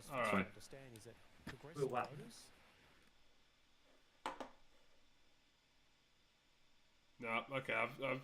I'm sorry, guys. I think my computer's dying right now, so I'm gonna just try and rejoin the call, and then I think we're gonna just try and wrap things up because it's clear like the video stopped playing. Yep, it's buffering now. Yeah, he would defend. He would defend MMP. Yeah. Yeah, it's my computer's just getting worse right now. I think I'm gonna need. I'm sorry, guys, but I think I'm gonna need to end the stream because beginning to turn off the greens because someone's computer is kickering out. Yeah, my stream's gonna You could put the. Worst person ever, you know, I say delete system 32. You could try. You could try putting the quality down on the video settings. See how it goes. Yeah, I'm worried that like OBS is possibly It's not going to crash if you change the quality. It's a normal thing you can do. Actually, things are running a bit better. Actually, yeah, it's actually Discord that seems to be causing all the issues. Yeah, Discord is a horribly inefficient program, I think. So don't use Discord, kids. I second, do not start or run a Discord server. It is a terrible, toxic platform full of drama.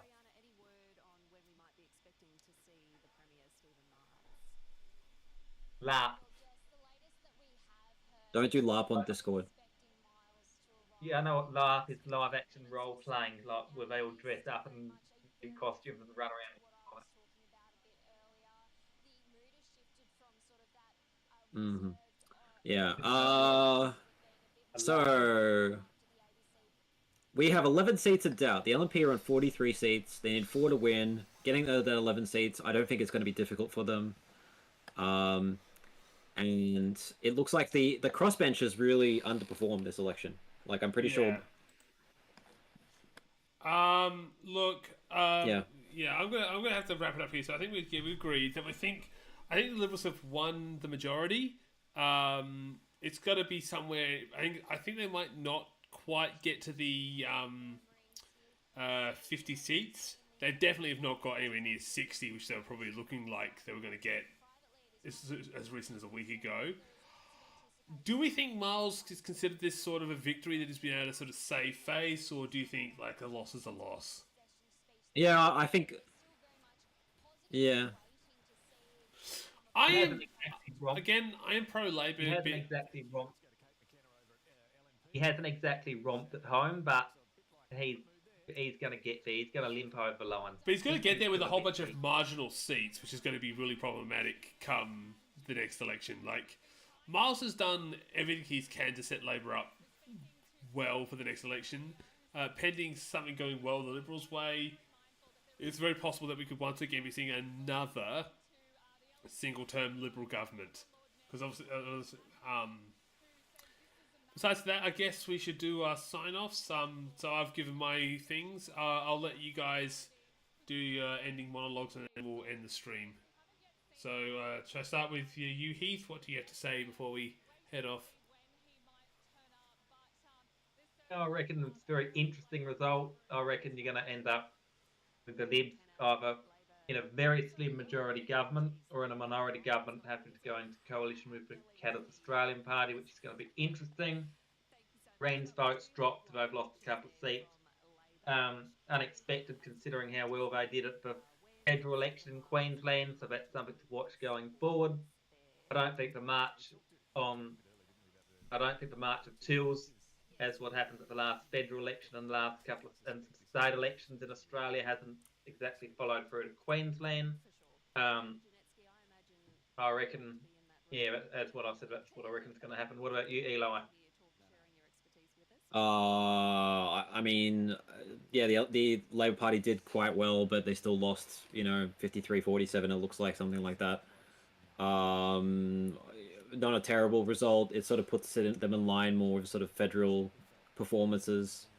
But I think probably Albo can learn a lot from Stephen Miles to pick up his game with, his bigger policy ideas. And finally, Trevor, what are your closing thoughts on tonight? I look at how far we've come in the last 4 years, the unity and the discipline that we've displayed as a team, and that has come from David Christopher. You there, Trevor? It's come from the leadership Yeah. of our state president. I can hear him. Oh wait, he's still muted, I think. Sorry. Yep, I can hear. Sorry, I forgot I said you muted. All right, I can hear you now. Well, Cameron Dick, we're watching, or we have been watching the podium awaiting. But there's actually been a lot more unexpected than I think we thought. But I guess we'll see. I still think the LNP is still on track to get a majority. I think it's unlikely that, when people have been talking about cutters, it's not going to be a coalition. It's going to be more or less just a confidence and supply agreement, which really doesn't hold, let's say, much weight on what the LNP will do in government. But aside from that, talking to the viewers directly, thank you all for such the nice comments. And I hope to see you next time we do a WA stream, if they actually invite me, because sometimes I do get a bit rowdy. So I think federal actually might be the well, next love one. you guys. But with that said, I think we're all signing off. Goodbye, everybody. Thank you. And Love you guys. once again, thank you to the 80 odd people who are currently watching. That is awesome turnout. So thank you all for sticking around, and thank you for the money, especially in a cost of living crisis. And I guess we'll all see you for the next one, which I believe will be the federal election. All right, toodles. Wait, isn't WA first? I don't know. It's either WA or federal. WA is in March. Okay, so WA. Yeah, I'll see you all for the WA election. All right, bye. Thank you. All right, and with that, the stream should be ending. I'm going to close OBS, so